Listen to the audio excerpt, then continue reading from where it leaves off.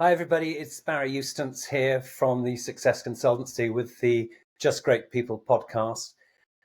Here again with Chris Fox. He's the founder of StratNav app. We've spoken to Chris before, and we're going to talk you through how Chris has created this application that helps new companies, existing companies, organizations build out a strategy. Really, it's like an operating system for your company or your organization. It helps you take all the kind of important decisions and they all talk to each other, and allows you to build this strategy in almost 3 dimensions. It is to strategy, I guess, what QuickBooks is to traditional pen and quill bookkeeping. So with no further ado, let's get over to Chris. We're going to do some screen share, so there may be a little bit of a pause there. What we're going to have a go at for you is to run with initially the initial strategy build, the initial sort of sign in, log in, and strategy build for a new organization, new business, and then take you to something we've prepared a little earlier. So over to you, Chris, and I'll just be quiet. Thanks, Barry, and great to be back on your show, and great to be sharing with you some of the things that we've been working on at StratNav app, and some of the things that you can do with the tool to help you get more focus and clarity in your business, and ultimately to obviously help you get better results. I think that probably people don't want to listen to me rabbiting on about it for too long. And what I'm going to do, if that's okay with you, is I will share my screen and we can have a go and see what the tool looks like and feels like to work with. So I'm going to look for the share option, and I'm going to quickly share StratNav app. There we go. Hopefully you can see that on your screen now. So all I've done at this stage, I've signed into the tool, which is really easy. You just need an email address and you need to set up a password, or you can sign in with Google Single Sign-On or something like that. And once you're in there, it takes you through a very short wizard just to get you set up right. And you'll see you've got a number of options depending on what you're trying to do. The first one here, if you want to develop a new strategy for an existing business, you'd select that option. That is, I would say, by far the most popular option why people come to StratNav app, but it's not the only thing that you can do. You can also say you already have a strategy and you're just looking for support in executing that strategy. So we have an option for that. And then we've got an option for a startup. If you don't have a business yet, you want to start a business from scratch. Some other options here which you can explore at your leisure. Chris, can I just ask a question? Can I just ask a question? This app of yours, the StratNav app, it's going to help entrepreneurs get themselves up and running rapidly. That's correct, isn't it? That's the plan, and that's one of the functions of it. Yeah, so there are a number of different use cases. If you go down the startup track, then it's going to be helping you set up something from scratch. Completely. So for an entrepreneur, that might be a really good option. But of course, if you're an SME, you've got an existing business perhaps, and you're just not getting the growth or the take up that you want, or you have more ambitions, it will help you from a mature business to achieve even greater growth as well. So it'll work in both circumstances. The fundamental strategy process remains the same. But the system will just tweak the way it interacts with you and the way it guides you through the process, depending on your specific use case. So basically, from entrepreneur, small business, all the way through to small to medium-sized enterprise, SMEs, and all cases in between. And it's not just strategies, it's about kind of structuring the organization itself. And a disclosure, everybody, that I use StratNav app almost daily in my own consultancy work.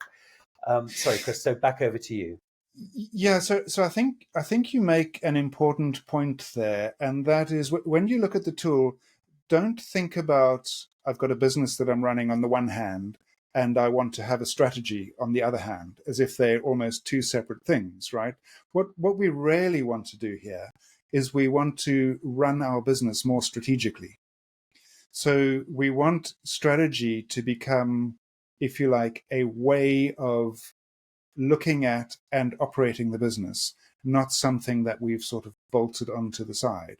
So ideally, the tool should be guiding you in your day-to-day functions. It's not something that you should say, well, it's September, so that's when we think about strategy, right? It should be, every day you should be looking at the business through a strategic lens, and this tool will help you do that. So it'll help you manage day-to-day decisions on an ongoing basis, but aligned with a strategy that's going to help you achieve the results that you want to achieve.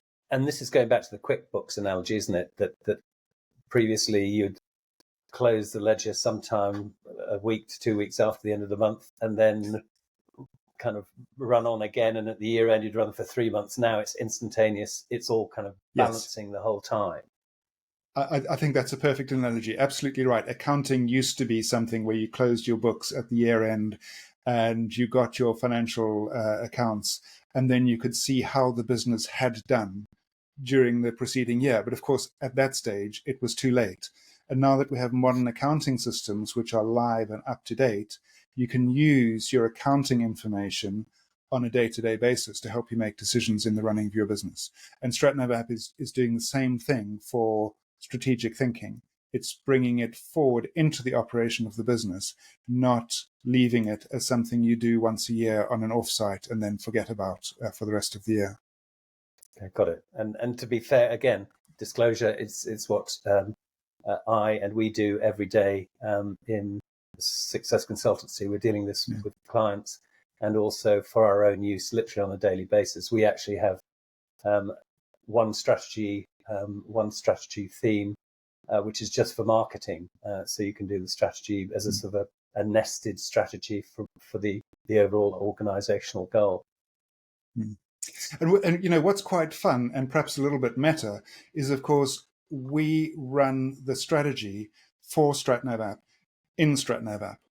Yes. So how we prioritize building and promoting and developing the tool is managed in StratNav app as well. So we're making the same strategic decisions about our own business on a daily basis as we'd be advocating that you make for your business.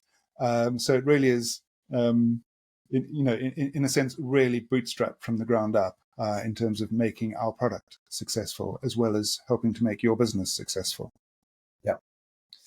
Right. So what I'm going to do, Barry, just for the purposes of this conversation, and to make it more accessible for people, I'm not going to start off with one of these two existing business options, because that obviously then requires us to explain what the existing business is before people can grapple with it. So I'm going to, just for the purpose of this exercise, assume that we're doing a startup. And if I click on that, the first thing it's going to do is ask me for the name of my organization. And for the purposes of this, I'm going to use the proverbial bike shop exercise. So I'm going to have Bob's Bike Shop is the name of my organization. We don't have a URL yet because it's a startup organization. You may have a URL, but in this case, I'm going to just assume we don't, and click next. It's going to give it a project name. I'll just accept the default. And you'll see it's now taken me into the system. And the first thing you'll notice in the main working area, we have these AI tips at the top. The AI tip I like to think of as if I was standing over your shoulder as a strategy consultant going through this exercise, looking at what you were doing. That's probably what I would be telling you now. So if you're looking for some guidance, you can read that. You don't have to, of course. You can just dive straight into the tool yourself. What it's essentially telling you here is, for a new startup, a good place to start is with the business model canvas. You'll see also you'll get lots of these little... Can I just interrupt there, Chris, briefly? From a new user point of view, when you see this initially, I think there might be sort of a bit of a startle and go, well, what does all of this mean? Actually, just for anybody who's concerned at this stage, this is the easiest thing in the world. What you're about to see is electronic Post-it notes, essentially, on a business model canvas. And actually the business model canvas, working with new businesses, people who don't routinely do business strategy, like business owners, we find that when they go into this, it is so intuitive and so straightforward.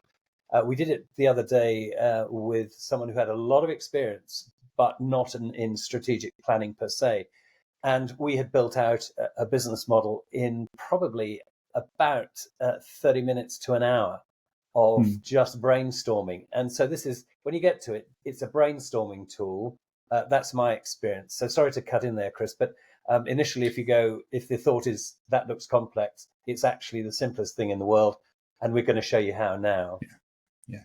No, that's absolutely right. And, based on engaging with lots of different users, we know that people come to the tool from lots of different places in terms of familiarity with some of the strategy concepts, comfort with technology as well. Some people are just more comfortable with technology than other people are. And so we understand that people are coming at different from different places, and we've provided as much support as we can to help you over that, which you can read in as much or as little detail as you want, depending on your needs. Our aim here is to make strategy as accessible to as many people as possible so that more people can be successful. And that's based partly on my original experience, which was working for some quite large corporates, of course, who can invest lots of money in this stuff, in getting skilled people and putting a lot of effort into this. And of course, a lot of medium to smaller enterprises haven't been able to afford this in the past. And by using the technology, we're bringing this capability to a much wider audience, people who might have previously been intimidated or put off the idea of doing strategy because they thought of strategy as being a large organization, large spend, intimidating process to try and make it more accessible. It was much like having a large bookkeeping function in the back room. And this is actually for people who couldn't afford a large strategy department or even a strategist, a chief strategy officer, and who may themselves never have seen it. My empirical experience with this is that this is extremely intuitive. Once you get into it and just start filling it out, it all kind of works. So shall we do this, Chris, in a way? I will be the fire stuff off me in terms of thoughts and inputs to that business model canvas. Once, of course, you've explained what the business model canvas is. Well, of course, absolutely, Barry. And you're right. People used not to be able to do this. The advances in technology mean that we can bring this kind of power to just a much wider audience, much more cost effectively. And very fortuitously, of course, when we had the recent breakthroughs in AI 2 or so years back, of course, this product was perfectly poised because we have turned strategy from this mysterious exercise into a much simpler data-driven exercise. We can then use that data with the AI to provide support that 3 years ago even would have been completely unimaginable. And so in fact, if you look at the screen here, you'll see you're getting these on-screen guidance at the top. You're getting tips explaining to you how various parts of the system work as well, which I can dismiss. At the top here, you've got a help menu, which will give you, you say, I don't know what a business model canvas is. You go to the help menu and you click on the business model canvas, and it'll give you all the information you need to help you get up and running. Can we just look at that, Chris? Can you just quickly show our viewers exactly what that brings out? Yeah, so if I click on that, it's going to open up. Can you see on your screen now? Yeah, no, you can't, because we're only sharing one tab. Okay, that's fine. Slightly tricky, Barry. No, don't worry. We'll just run with the main tab, Chris. I think what I can do is I can just paste this into here. That won't be a problem, and then you should be able to see it. So here you'll see a complete article describing everything that you need to know about the business model canvas, which you can read, and there's plenty of links to supporting material. Also worth saying that we've deliberately used well-known frameworks in the strategy world, like the business model canvas, because if you want and need, you'll find there's no shortage. People have written books and treatises about the business model canvas. There's no shortage of information to help you understand how to use it more effectively. At the same time, we recognize that people, you're here to do a job. You're here because, in this case, you want to get your business started or you want to get more growth into your business. You don't necessarily want to be reading lots of strategy books, right? We've read the strategy books and built the tools for you so that you don't have to. And one of the things can I, again, if I can just nudge in there as a user, but also coming from, if you like, the sort of the business model background. Some people will be familiar with business models like SWOT or PESTEL, but won't necessarily perceive those as part of a strategic planning process, but perhaps a risk analysis or a corporate assessment. Having been through the courses where you've got all these models fired at you, Ansoff, PESTEL, SWOT, 5 forces, etc. Very often, and what was my experience was I hadn't really a clue how they all tied together and how they could all be used together to formulate a strategy or a business plan. I mean, to an extent, if we take the word strategy off the table briefly, how do I build my business plan with these models? And this actually provides, as I'm sure you'll show, Chris, the sort of logical way they're all strung together to start at the beginning, have a middle, and get an answer at the end. Yes. Yeah, I think that's right. As I said, strategy used to be something that sort of large businesses with big budgets did. Smaller businesses that tried to mimic or emulate what the larger businesses were doing by sort of downloading a SWOT template or a PESTEL template from the internet. And then, of course, what you end up with is a lot of disconnected templates that you filled out, and you say, well, I still don't know, how does this add up to anything of any consequence? Working with businesses, I've seen that's a real big challenge. So this will join all of those familiar tools up together so that it leads you through a process and you end up with a whole that's more than the sum of the parts. It's not just a bunch of templates you filled out. There's a logic that draws you through from your initial thinking all the way through to the eventual achievement of results. And the sum of the parts makes sense. As a whole, sense. Which is the disjointed nature of this if it's not pulled together. This, again, disclosure, I was looking, when we started the consultancy, I was looking for an app that did this, and I couldn't find it anywhere.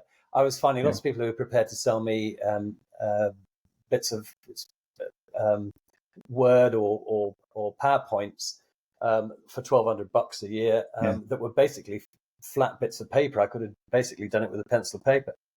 This is the only one that I have found so far that actually puts it all together in a 3 and indeed 4-dimensional, fourth dimension being time box that kind of talks to it all talks to each other, doesn't it, Chris? That's the element here. That's what we've set out to do, an end-to-end process that will take you from start to finish, every step of the way in a logical process that will give you an answer consistently every single time. That's been the aim of it. Yeah. Right. So because we're using those models, there is loads of help both on the site and in other places. But one of the things that we learned very quickly is that, as I said, you're not here to do lots of reading, right? You're here to solve your business problems. So one of the things we did is we trained an AI bot that you can ask it a question. So anywhere I'm in the system, and I come to the business model canvas and I say, well, I don't know what this is. So I can ask it, what is a business model canvas used for, and it'll give me an answer. Right, so I can go there and read it, and then I can ask a follow-up question. How do I decide my customer segments? So it'll this thing has been trained on everything to do with all of the processes that you're going to go through in StratNav app to, as I said, from beginning to end to develop and execute that strategy. So you can come to the tool knowing absolutely nothing about strategy and the terminology used in strategy and the models and frameworks, and it will provide you with all the support that you need. Right. So in this case, it's decided, because we told it we're working on a startup. It's in the AI help here. It said a good place to start is, and it literally is a good place to start. There's nothing about the tool that says you have to start here. You could choose to go and start somewhere else. But a good place to start, and this is fairly widely recognized, is with a business model canvas. And the objective of the business model canvas is to lay out how you think this business that you're busy creating is going to work. And the business model canvas is fairly broad in that it covers all the key things that you would need to know about your business. So it starts off on the right here with your customer segments. Who is this business going to serve? And it works all the way through how you're going to reach them, what kind of relationships are you going to have them, what's the value proposition you're offering them, what are the key activities and resources you need in place in order to be able to fulfill that value proposition, what kind of partners will you need to work with in order to deliver those. And of course, it looks at the financial aspect of the business. So the revenue structure, which of course relates to your customer segments, and the cost structure, which of course relates to your key activity and resources. So it's all laid out in a nice, easy to understand, simple manner. And as you mentioned, all we're going to do is drop little post-it notes onto this, and actually describing each of those. A quick aid memoir for people who are watching who haven't seen one of these before. Basically, all the customer side is on the right-hand side of the business model canvas, and all of the kind of supplier side is on the left-hand side. And in the middle is how we match what the customer wants with what we as the supplier can provide. And you'll see that revenue structure sits underneath the customer, because the customer generates revenue, and the supply side is where we have costs, and that's where the cost is. So that's how it's structured, just for anybody who hasn't seen it before. Left-hand side is us, right-hand side is a customer, and the bit in the middle is the bit that brings us together with the offering that we're going to make that's going to be really appealing to the customer.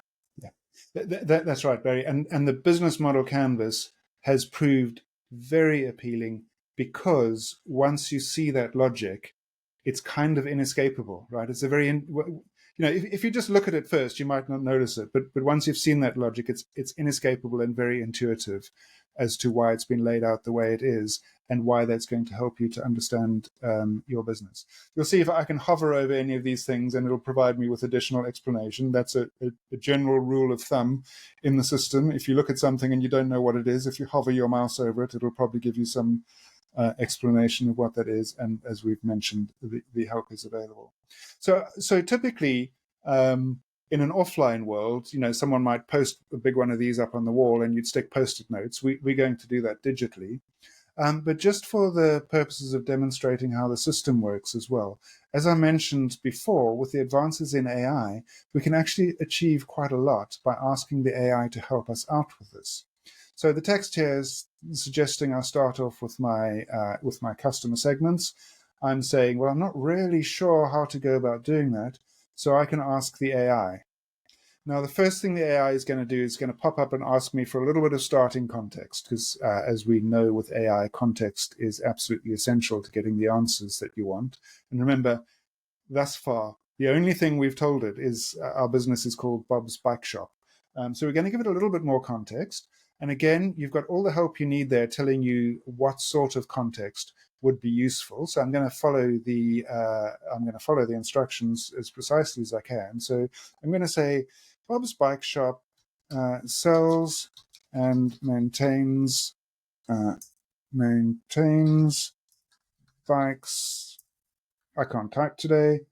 Bikes for fitness enthusiasts,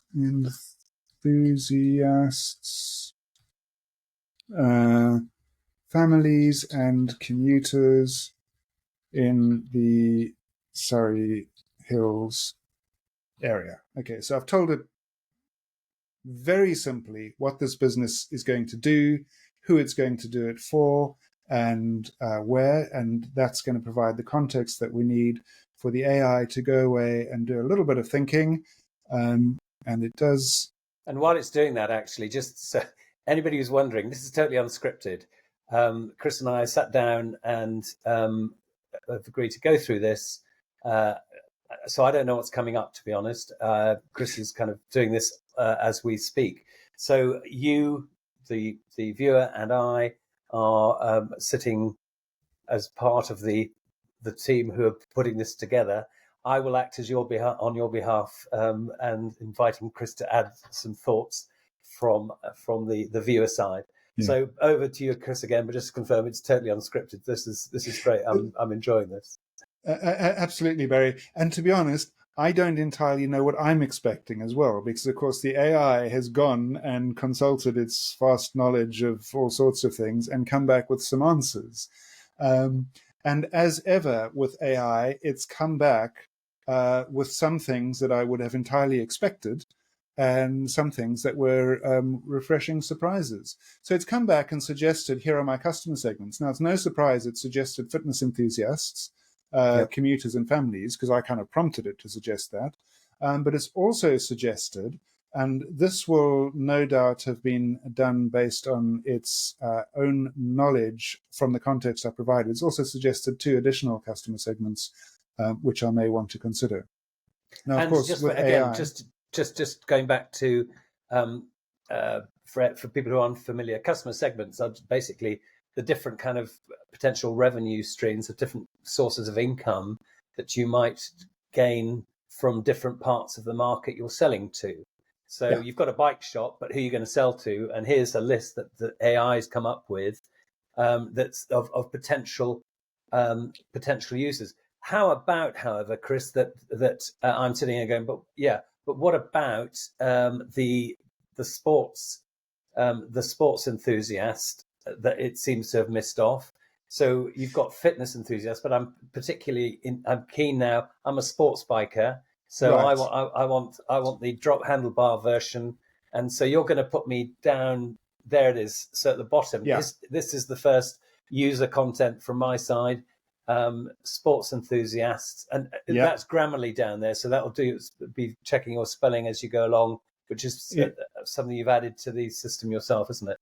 Yes, it would be absolutely essential. As you can see, my typing is particularly poor. So having Grammarly there, just keeping an eye on me, really helps. But adding that is as simple as typing it in and hitting enter, and it will and it's added that for you. Now, it's a truism, Barry, as you're talking about customer segments. It's a truism about strategy that one of the mistakes that people make is they say, well, I want to launch a bike shop, and you say to them, well, who's your target market? And they say, well, anyone who wants to buy a bike, obviously. Now, that may be true. If you're running a bike shop and someone comes in and says, I want to buy a bike, clearly you're going to sell it to them. But in order to think strategically, the more specific that you can be about who it is you think is most likely to buy a bike, the more you can understand their specific needs and preferences, and the more targeted and successful you will be able to make your business. Now, that's not to say that if someone walks into your bike shop and doesn't fit your target customer segment, that you would turn them away. Of course, you wouldn't turn them away. You would still sell them a bike. But in terms of the other activities that you're going to do to attract customers, the more you focus on specific categories of people as customers, the easier it's going to be for you to attract them. So identifying them is absolutely key. And once you've identified them, of course, you then are able to, in the system, click on that record, and you'll see there's a whole bunch of information that you can start to enter.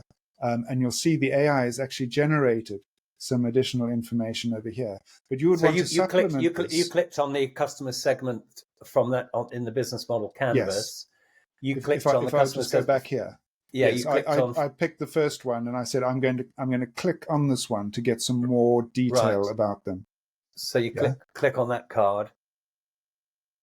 Okay. And it's opened up all this information, and I can start to add more of my understanding of what this particular customer segment is likely to be thinking about when they think about buying and servicing their bike.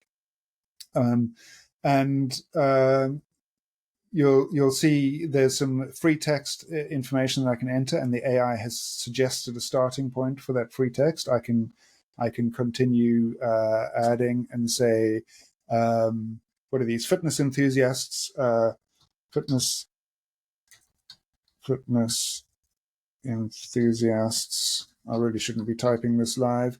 Don't only care about their bikes, but also about the type of food they need to eat.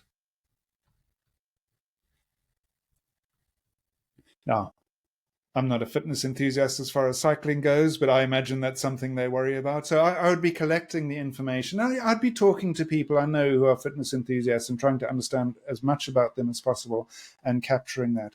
And you can do this in free format. And you'll see we've also got this template here for the customer proposition map, where I can map out in more detail what exactly they're likely to want to do. So I can, for example, say the thing, the types of jobs they want to be able to do is they want to be able to buy a high quality bike. Now, whilst Chris is typing that in, sorry, I don't want to cut up, but I'm conscious of how time's running. While Chris is typing that in, again, for anybody who's seeing this for the first time, again, it's the same split. Basically, the value proposition is what we as the supplier can bring to the party, and the customer profile is what the customer is in that particular segment is looking for. And actually, I think there are elements here that the customer has basically got some jobs they want done, things that are kind of routine, things that need to be done, but some gains they want to make. And also some pains that they're suffering, things that are really bothering them, itches they need to scratch that they want to get rid of. On the left-hand side of the value propositions, which is where we, the supplier, come in, we've got a number of products and services, and Chris is going to build that out, I guess. And there are some gain creators that we either already have on the shelf, or we have the ability to look at the right-hand side of the customer proposition map and go, okay, what does a customer actually want, and what do we then need to build, create, deliver that's going to satisfy what they want to in terms of gains, and what they want to do, what they need, what are the things that we can do to relieve their pain. And so what's happening as I'm speaking, and again, this is unscripted, this is happening in real time, is that we've got a choice here. We've either got existing products that will satisfy the gains or the pains that the client either wants, or the pains that it's suffering, or we can generate something from our suppliers, our people, our inventory, our product base that is more bespoke to the requirements, the needs, the wants, the gains and pains of that specific customer profile. Would that be fair, Chris? That's absolutely right, Barry. So as you've been talking, I've put in some examples. I would imagine spending a bit more time on this and putting some more examples. But we've described our view of what this particular customer segment wants, working towards what we're going to offer to support that. And it goes without saying that the better and the more accurate and the more detailed that understanding is, the greater our chances of success. Right? Yeah, because you're actually creating something that the customer wants, needs. You're developing a deep understanding of what the customer wants and needs, and how what you are offering or are going to offer really talks to that.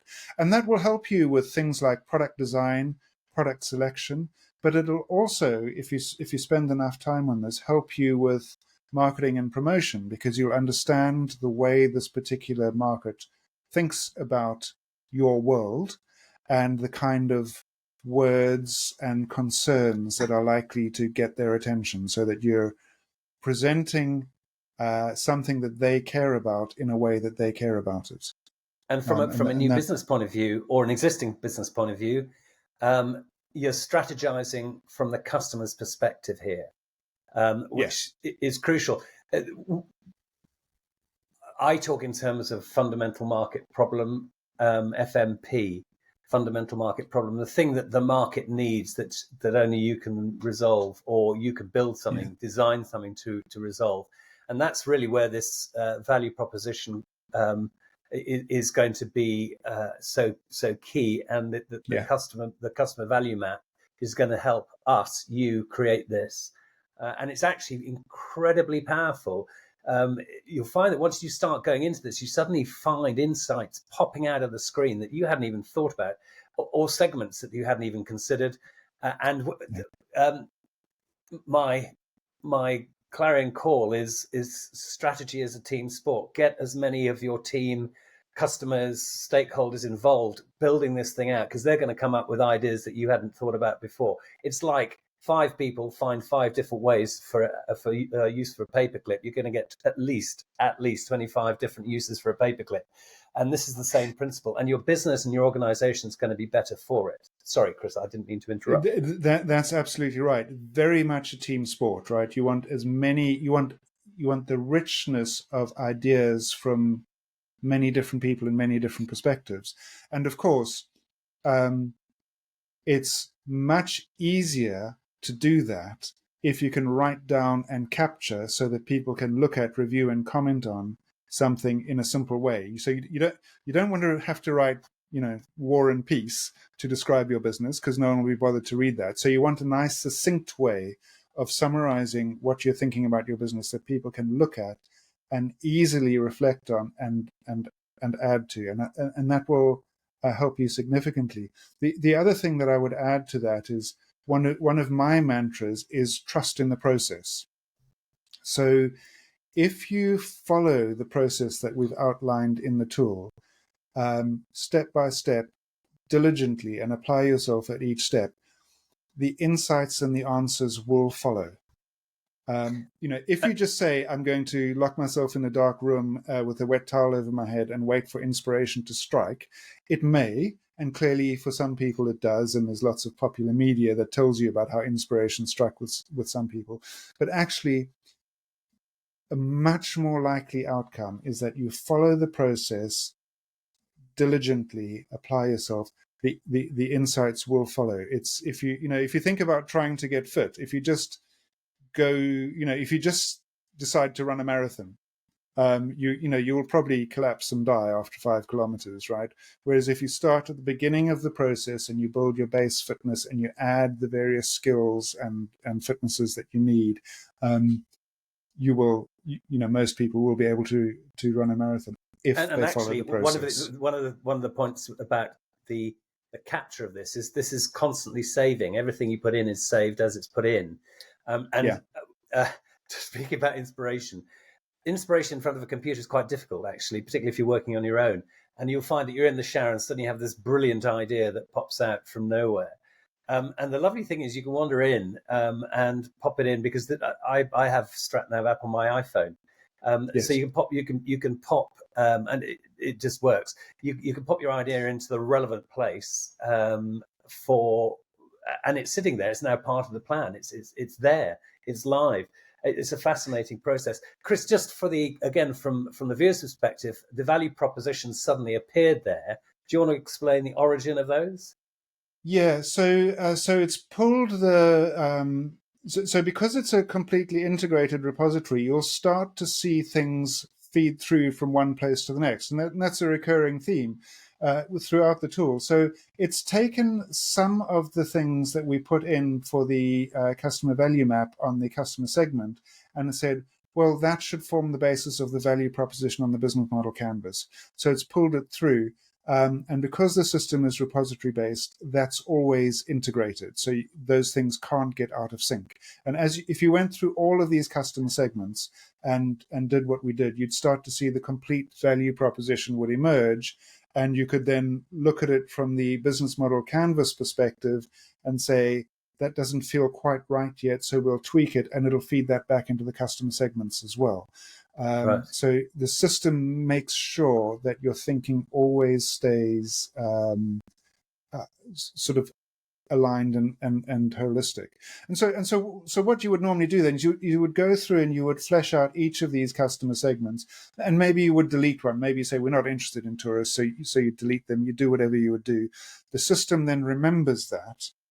And what's really interesting, and this is where the AI really comes into its own, each time, because it's now suggesting at the top here that the next thing we do is we look at the channels, and it's saying, can well, I you just ask again the interrupt AI Chris? to help.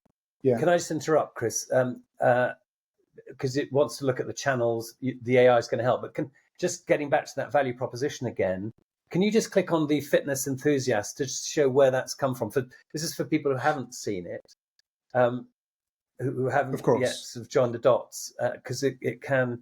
So if we go down, so the game creator was the game creator that we were able to bring to the party that we think would satisfy the gains that the customer on the right hand side wants is organized rides and community, and then the pains that they're suffering is punctures and breakdowns. So the inspiration there was a bike workshop might be a good idea, correct? So then when we come out of this, when we come out of this, this is now captured in the overall business canvas. Is that correct? That's what exactly? Yes, and what you would find is some of the gain creators and pain relievers for some of your segments would be equally applicable to other segments. So you'll get some overlap. And of course, that's a good thing. The more you have gain creators and pain relievers that work across multiple segments, so there'll be some similarities and some differences, and those make up collectively your value proposition. Now, of course, it goes without saying. I typed in some things very quickly. You'd probably do this slightly more thoughtfully than we're doing on the call. But those things, you're quite right to point out. These two here are bubbling back up onto the value proposition. Yeah, they're got the it. same. They're the same two things here now. And from before we depart that, or do you want to run with the AI? I'm in your hands, really. Well, why don't I set the AI running? Because as you saw, it takes a few seconds, and then we can talk while we're doing it. Sure. But if you remember, the first time we ran the AI for the customer segments, all it knew was that single sentence I typed in about Bob's bike shop, right? When I run it now to ask the channels, it's going to know everything we've told it about each of these customer segments and the value proposition when it thinks about the channels. So its context has suddenly expanded from relatively little to, well, still quite little, to be honest, but something already much more meaningful than a blank sheet of paper. And channels are the routes so I'll to set market. that running, and it's going to take that all into account. Yeah. So for those who aren't used to it, again, the channels are the routes to market, or how we get to the customer. Is that what it's? Yeah. So it's how are we going to find? So we've said we're going to sell bikes and various other things to these customer segments. How are we going to find them? How are they going to know about us, and how we're going to reach out to them? So those are the channels. Oh wow. Yeah. Wow. So it suggested some things, and again, based on the very little we've told it, you'd say that's a fairly good guess. You can go in again. If I click on that, you see it's provided a little bit more information about what it thinks and why it thinks local events and community engagement are a good channel to market. And certainly, the little I know about running a bike shop, I would suggest that absolutely that would be something that you ought to be considering as you set up your bike shop. How are you going to manage those? Right. And again, so you would for go those through who thought these. That was something that we prepared earlier. Rewind the podcast and watch. There was no continuity break there. It happened before your eyes and mine. I hadn't seen any of that when it popped up and populated the channels there. That was entirely done by AI in real time as you were watching. That's right, and I've done this loads of times. You can never be sure what it's going to come out with because the AI is out there, looking at all the data it has about the real world and providing you with that guidance. And again, I would say, you want to review this and apply your own intelligence and decide for yourself. And like you added sports enthusiasts, you might want to add a different channel. You might want to edit one of these channels. You might want to remove one. So you can do all of that and tweak it to your heart's content, and then when you're ready, you just keep going and you say, right, the customer relationships. So channels are about how are you going to reach out and attract those customers into your business and your proposition. Customer relationships then is once you've got them, what kind of a relationship are you going to have them to ensure they maintain a positive relationship with your business, whether that's for resales or ongoing servicing, or so they'll introduce their friends, whatever it is that you think is required there. It's going to help you understand the kind of things that you need to think about. Another real-time moment there, folks. That was the customer relationships box or area, all populated by AI. And clearly you can do this, as Chris has suggested, recommended you go and check this, but also apply your own knowledge and understanding and expertise to that. But all that's of that right. was And done it's come up with some interesting ideas. For example, I'm not sure if you'd said to me, Chris, what I need to do for my bike shop, I'm not sure I would have thought about educational content. No.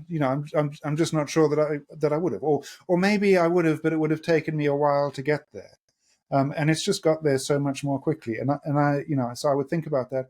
Again, if I click on it, it'll give me some guidance about what does it mean by educational content. So share valuable information through newsletters, social media, and install workshops to educate customers on bike maintenance, safety, and local cycling routes. Yeah, get it. Yeah. So I mean, you can totally see why that would work for a bike shop. It's thought of it where I might not have. I might still decide, look, I think that's not part of what I want to offer. So I could still delete that if I wanted to. But it's certainly an interesting suggestion. And to contextualize this, Chris, you put your cursor in the relevant box. Is that correct? And just hit. And how did you do that? You went into customer relationships and then just hit. No, actually, the AI guidance here is suggesting the next thing that you should do and saying we can help you do it. Right. So now it's saying. So now it's saying the next thing to do. It's going to suggest, I think, key activities. No, it's suggesting when you're happy with the value proposition, you go on to the key activities. Here it is. Sorry. So it's highlighting that, suggesting that's next. And if I ask Stratbot, it'll then fill in the key activities. Bingo. So should we do that? Should we have? Yeah. So the key activities will then be what are the capabilities, processes, if you like. What are the things that you will have to be able to do in Bob's Bike Shop that you then need to understand how you're going to deliver all of these things, right? So I need to think about, it's suggesting quality maintenance and repairs. How am I going to do that? Right? Can I do it myself? Do I need to hire a repair technician?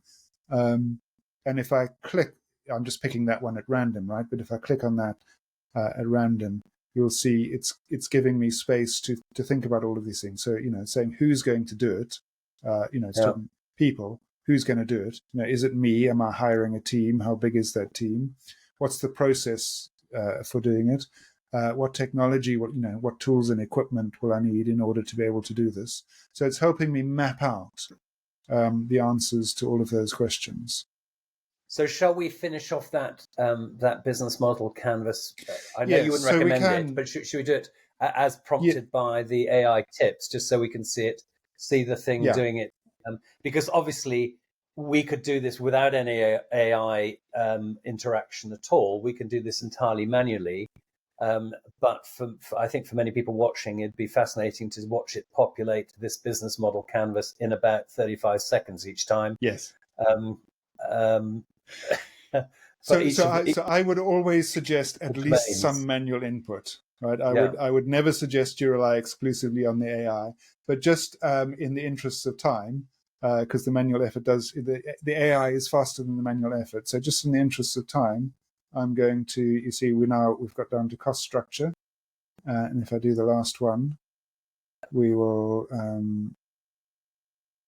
we will now have a complete business model canvas mapped out, which you can then print out. You can print out. I can then print out. Yeah, I can download it as an image, which I can then copy and paste into something else. I can print it out, and you'll see what it does when you say print. What it does is it removes all of the active, so it'll remove the input boxes because you don't want that necessarily on your printout, and give you a nice. Should hopefully give us a nice printable version of it. There you go. So it's given us a nice printable. You see there's no inputs. Which you can see. We can't see it on you the screen. Can't see it. I beg your pardon. Okay, so it's giving you live, folks. I told you this is live.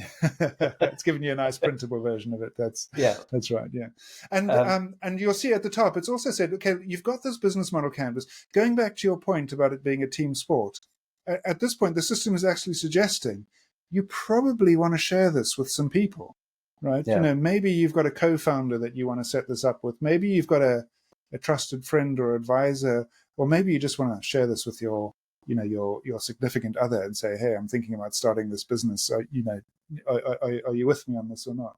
So it's actually suggesting that you share it with someone. And if you click on that link to share now, it'll actually take you through the process where you just put in their email address and it will then send an email to them saying, hey, would you like to have a look at this? And they can actually then, it'll sign them up into the system, and they can actually go and edit or comment on what you've done. And so it becomes a participative process with someone that you trust and someone whose input you would value. Right. So you can build that out. And conscious of time for this, we've now got a business model canvas. We've got a customer value map.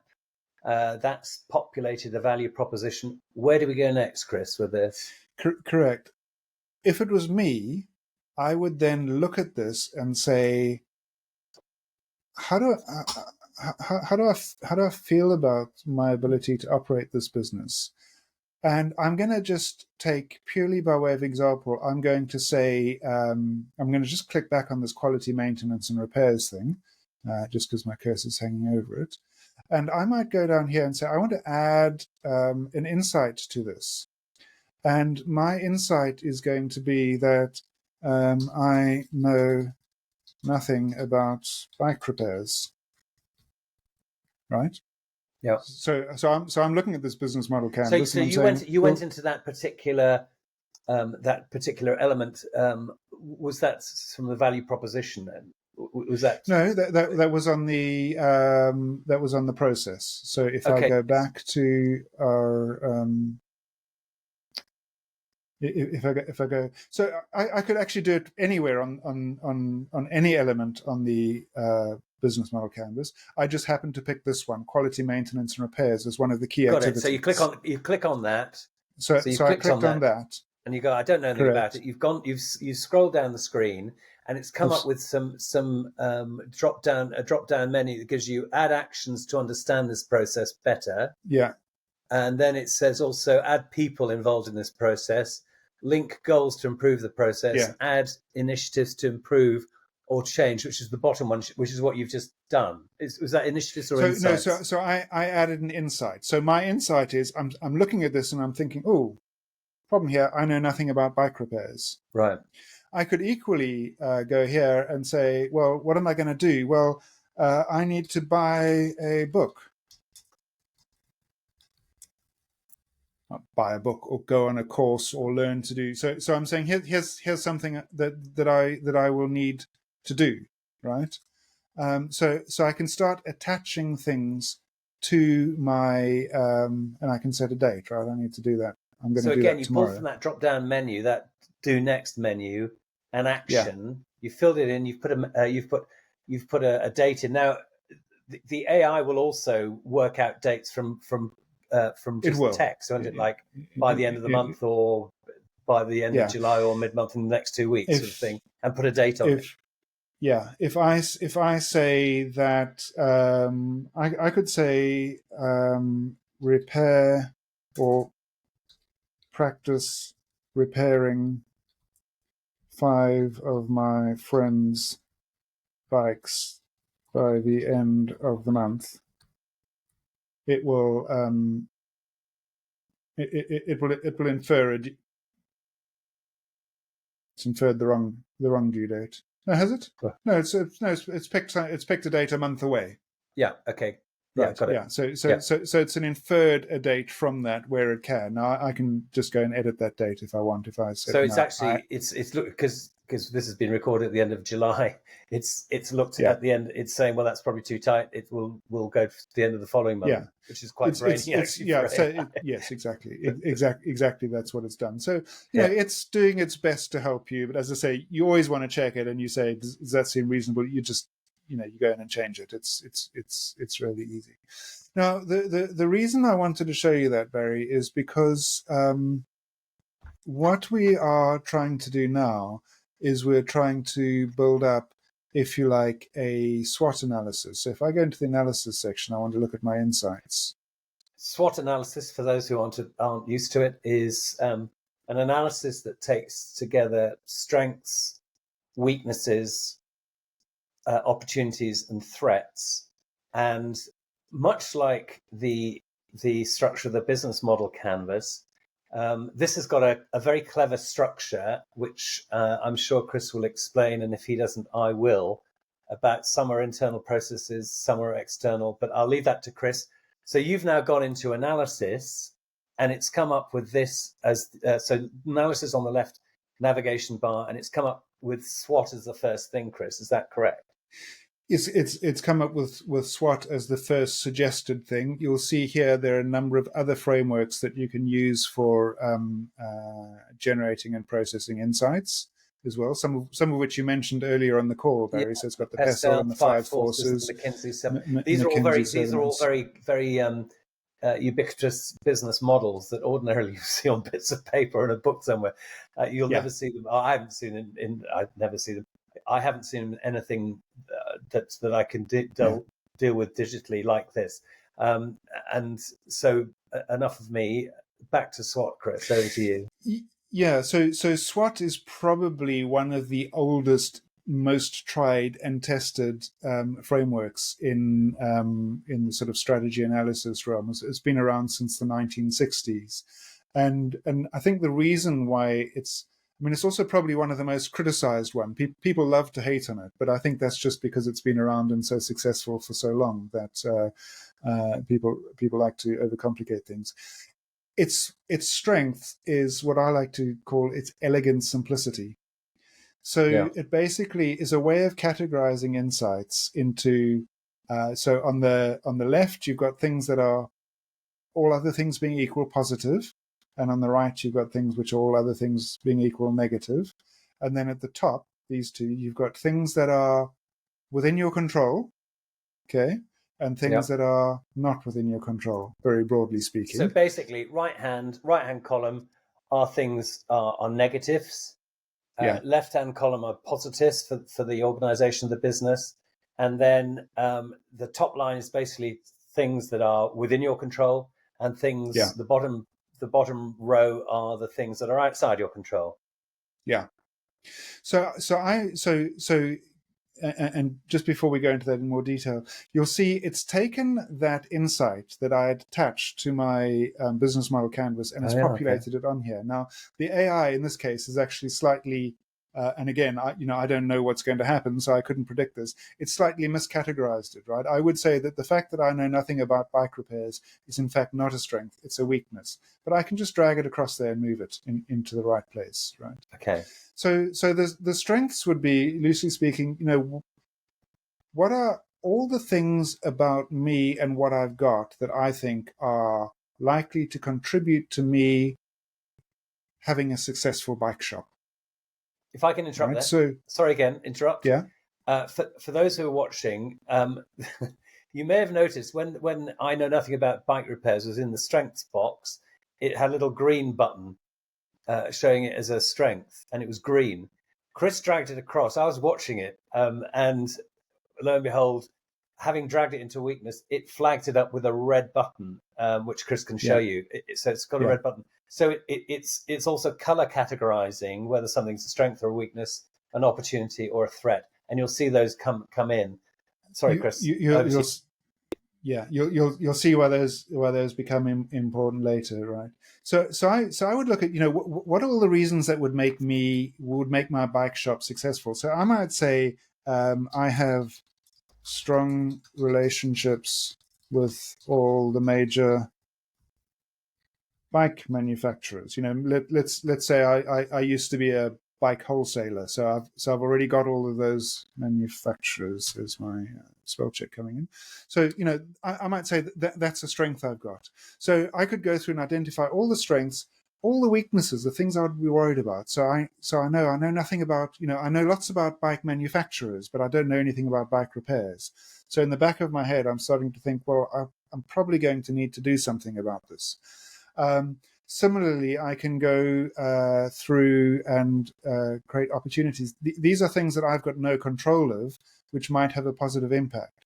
So I might say, for example, the Paris Olympics. The Paris Olympics. I think that Team GB is going to be they're going to perform particularly well in the Paris Olympics, and that's going to lead to a resurgence in cycling in the UK. And in fact, that literally did happen with the London Olympics. It went through the Surrey Hills, and that's why the Surrey Hills became a big cycling destination, and that's why I'm opening my store there in the first place, right? And for those of you watching this in 2028, the Paris Olympics is when the Team GP came back with 125 medals, most of them gold. Just so you're aware, it was a seminal moment in UK sports. Over to you, Chris. Yeah. So I would be looking at all of these things. So I'd be looking at the opportunities and the threats. I can't think of a threat off the top of my head. We can come up with one later. But I'd be looking at the strengths and weaknesses and opportunities and threats. And if I'd gone through the whole of the business model canvas, instead of just that one element, and thought about all the things I'm worried about or not across the whole business, I'd probably by now have quite a lot of strengths and weaknesses. A threat could be the prospect of another shop opening locally. Threat could be the prospect.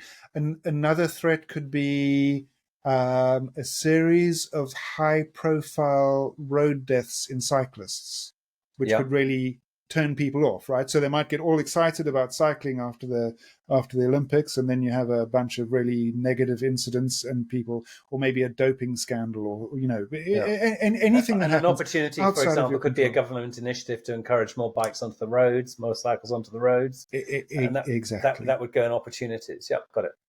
Exactly. And again, this is what makes it a team sport, right? Because I'd sit down and I'd think of all the things I could think about, and then I'd come and have a chat with you, and you'd say, Chris, well, you haven't even thought about the Olympics, man. This is a golden opportunity for you. If you get your timing right, this could be brilliant.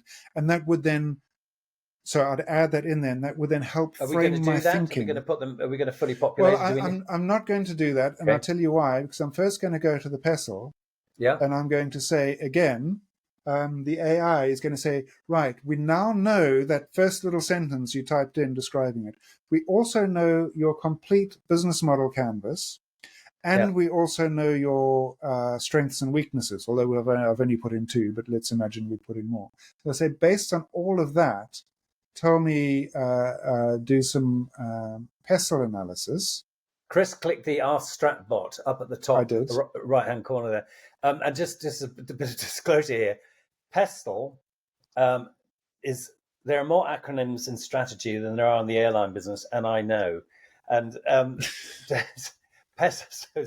So for those who aren't used to, don't worry about these. They've all got a reason, and they're all easy to remember. And you don't have to memorize them. It's just to help you. PESTEL stands for political. It's at the top of the boxes. Political, economic, social, technological, environmental, and legal threats, consequences, considerations for your organization or your business. again, it's another matrix that some genius has come up with that allows us to put stuff into the right box that's going to have a material effect on the functioning, operation, and potential success of the organization or business. And so, Barry, you're absolutely right, and thank you for pausing me. I get so used to this stuff that sometimes I click on through, and it all makes perfect sense. So thanks for pulling me up on that. Again, if you don't know what a PESTEL is, you can hover over each of these things, and it'll help you out. There's also a how to do PESTEL analysis and some examples of PESTEL analysis in the help. And of course, you can go down and ask the chatbot AI here. So that question mark, that help there, Chris, is basically contextual. It'll give you context sensitive help. It knows that we're in PESTEL, so it's defaulting, which is actually hugely helpful. Yes, it knows you're on the PESTEL page, so it's saying you probably want to know about how to do it or some examples of it, or you can see that there's some other related articles as well here. There's some tips at the bottom. Just as, again, I'm almost a daily user, literally daily user, not out of interest, but out of commercial and professional need. And I'm learning stuff as we're going through this as well. I'm seeing stuff for the first time. So this is really very useful, Chris. So thank you. Good. Now, the reason I wanted to do this, to come to the PESTEL before we started adding opportunities and threats onto the directly onto the SWOT, there's a couple of reasons.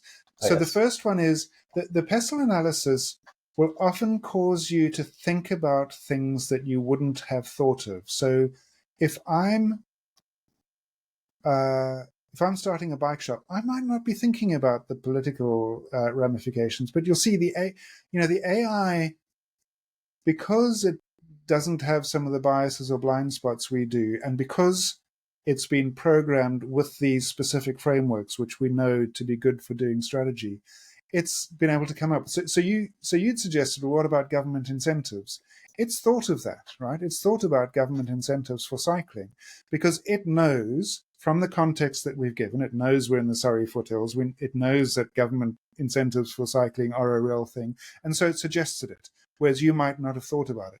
Yeah. It's also thought about, for example, under the technology thing, about e-bikes.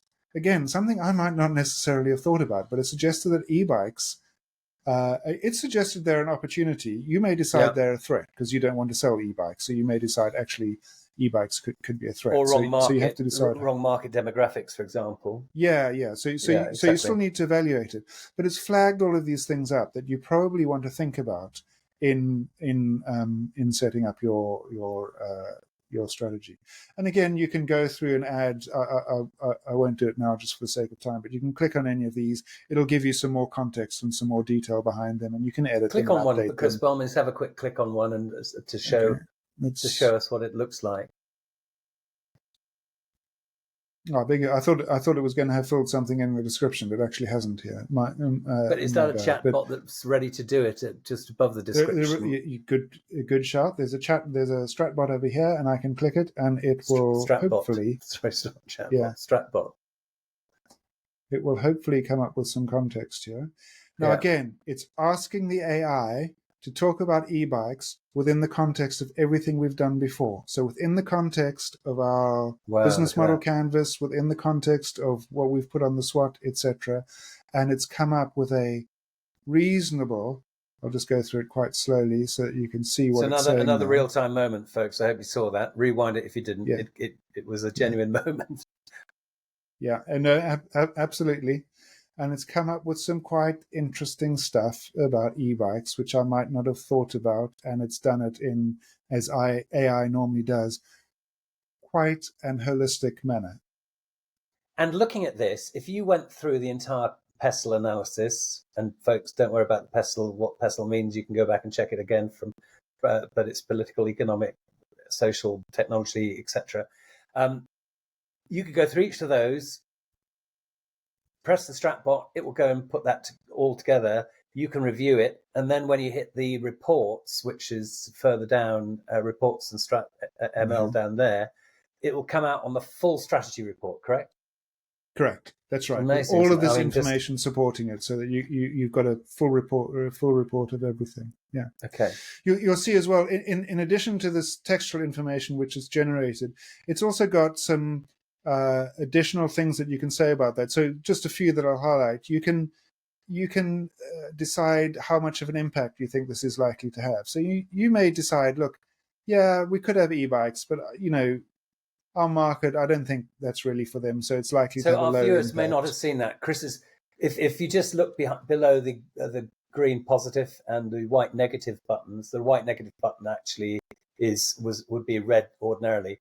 There's a slider that determines how much impact this has got, and there's another one about the certainty of the outcome, whether you're pretty certain, not very certain. The sliders are up there.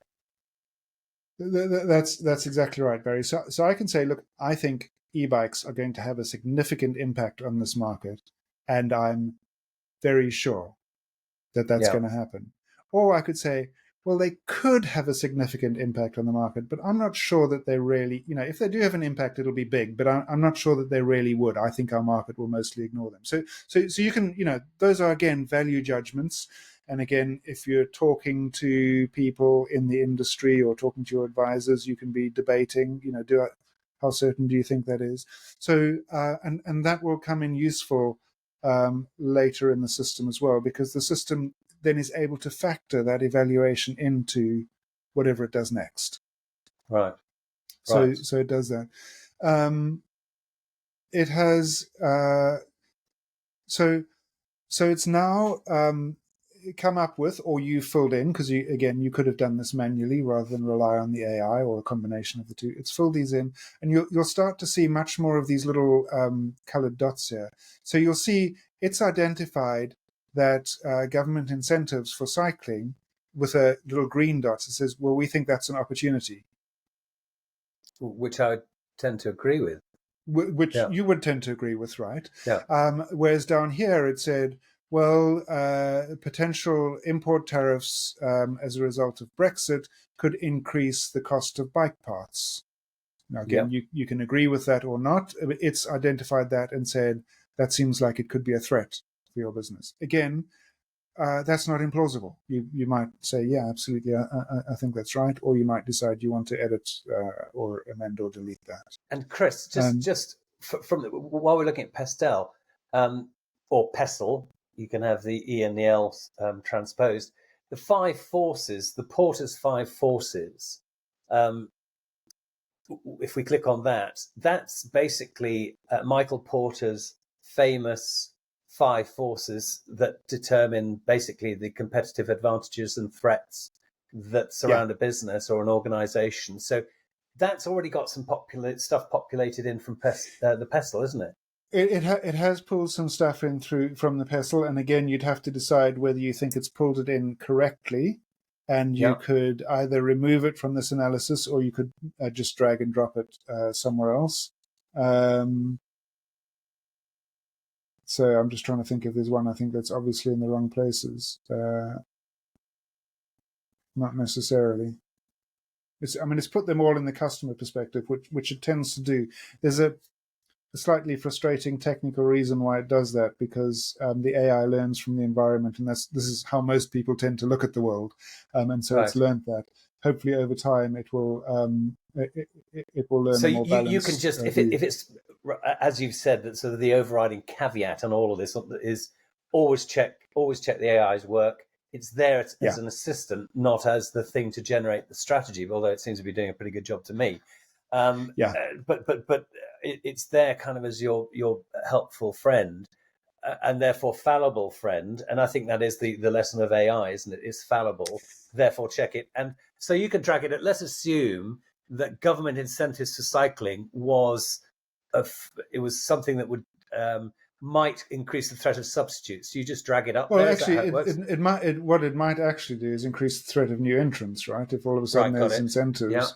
That didn't work. No, it's dropped it in the wrong place. Hang on. I want it to come down here.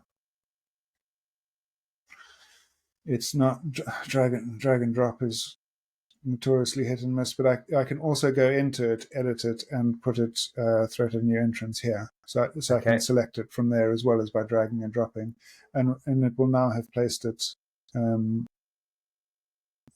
here. So I can adjust. Yeah, I can say I think that's actually going to increase the probability of other. Actually, that's really useful to see. In the area. If for any reason that the drag and drop doesn't work, then first of all, let the developers know, because that can be a fix that can be resolved. But equally, it's easy enough to just go into the card itself, as you did, and change its domain under the PESTEL. So useful to see. Thank you for that. And where do we go from here? Oh, back to SWOT. So what I wanted to show you, it's now taken all of those things from the PESTEL and/or 5 forces and pulled those back onto the SWOT, having classified each of them as opportunities and/or threats. Yeah. And so you can see there's lots of different ways of building up each of the models. So we could, parts of the SWOT we could have built up from the business model canvas, parts of it we could have built up from the PESTEL. Things we added onto the SWOT might also affect the PESTEL or the 5 forces. And the system is working to keep this holistic picture always integrated. And before we dive into one we made earlier, folks, the navigation, and maybe I can explain this. The navigation, there's the left-hand navigation bar, but the place, and this is actually worth seeing for everybody because it provides a very logical flow for the strategy anyway, and Chris hasn't yet shown it, is to go to the strategy board, which is, you'll see Chris is just clicking on it now, in the left-hand navigation bar. And there, you can actually see, you just need to scroll up a little bit, I think, Chris, from my perspective, because it's some of it. We're operating obviously in a podcast environment. Here we are, lovely. So you can see that you start with direction, which has got mission and vision and statement. Very important in my view. If you have a vision for your business and a mission statement, you can then, what you're kind of shooting for. That's my vision, that's my mission. Your corporate values, that's also really important. So, what's going to be the culture of the organization? What's it look like? Your strategic goals make sense. Why are you doing this? I've got this vision. Why are we going to do it? And then we come through the planning phase, and Chris showed some of the initiative thoughts, and those can be expanded out. Strategic scorecard, brilliant piece of thing. Strategy map is another word that's used, and we can perhaps have a look at that in the one that Chris made earlier. Because what we've done here is, and again, it is designed to get you in there and using it and playing with it. First of all, you're not going to break it. Secondly, don't be overwhelmed, because it will walk you through, take you around this loop. It then allows you in the next one under analysis to look at the business model, which is actually what we went into straight away. First off. Strategic insights we've looked at, which is SWOT and PESTEL, which is the next one. The competitors is one we should do, I think, if we can. Sorry to drop you in this, Chris, because it may have. We can do it because this is where there's a bit of AI genius dependent upon what it perceives. We've done it for some quite serious users who are in a very competitive market. And it's identified their competitors, but it does more than that. So I will hand over to Chris now.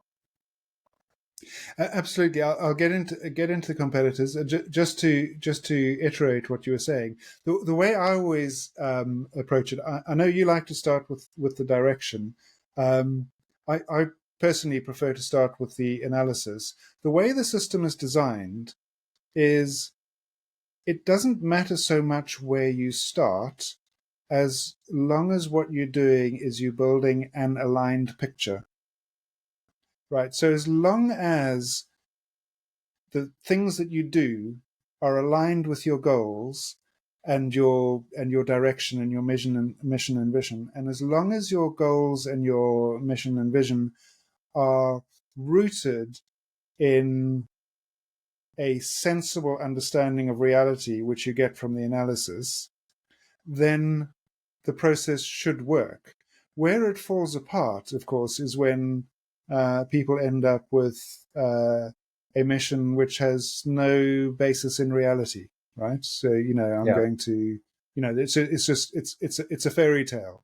Or they end up with a bunch of initiatives that have got no bearing on what their mission is. It's just initiatives that someone in the business really wanted to do because they thought it would look great on their CV. And I mean, you can laugh. I've literally seen that happen in businesses where you ask someone, why is the business doing that? And they, if you probe them for a while, they say, well, it's going to look great on my CV, isn't it? Yes, it is, but it's not really helping the business. But the lovely thing about this is like double entry bookkeeping, because if you've gone about with a really ludicrous mission, I would want to put people on Mars by November the 3rd. Sorry, that might not be ridiculous. But maybe. By the time this go out, they may be up there. But if you come up, we'll run with that one. We'll continue running with that mission statement. And it within the context of your own capabilities is ludicrous. Then this process, going logically and sequentially through it with the help of the AI, is going to squeeze that clarity out of it, and it's going to say, listen, great idea, but it ain't going to happen, because that's right. Everything, all the analysis, all the insights, the competition, the portfolio, all of it says you can't do it. But actually, by the time you've been through it, these are the things you can do.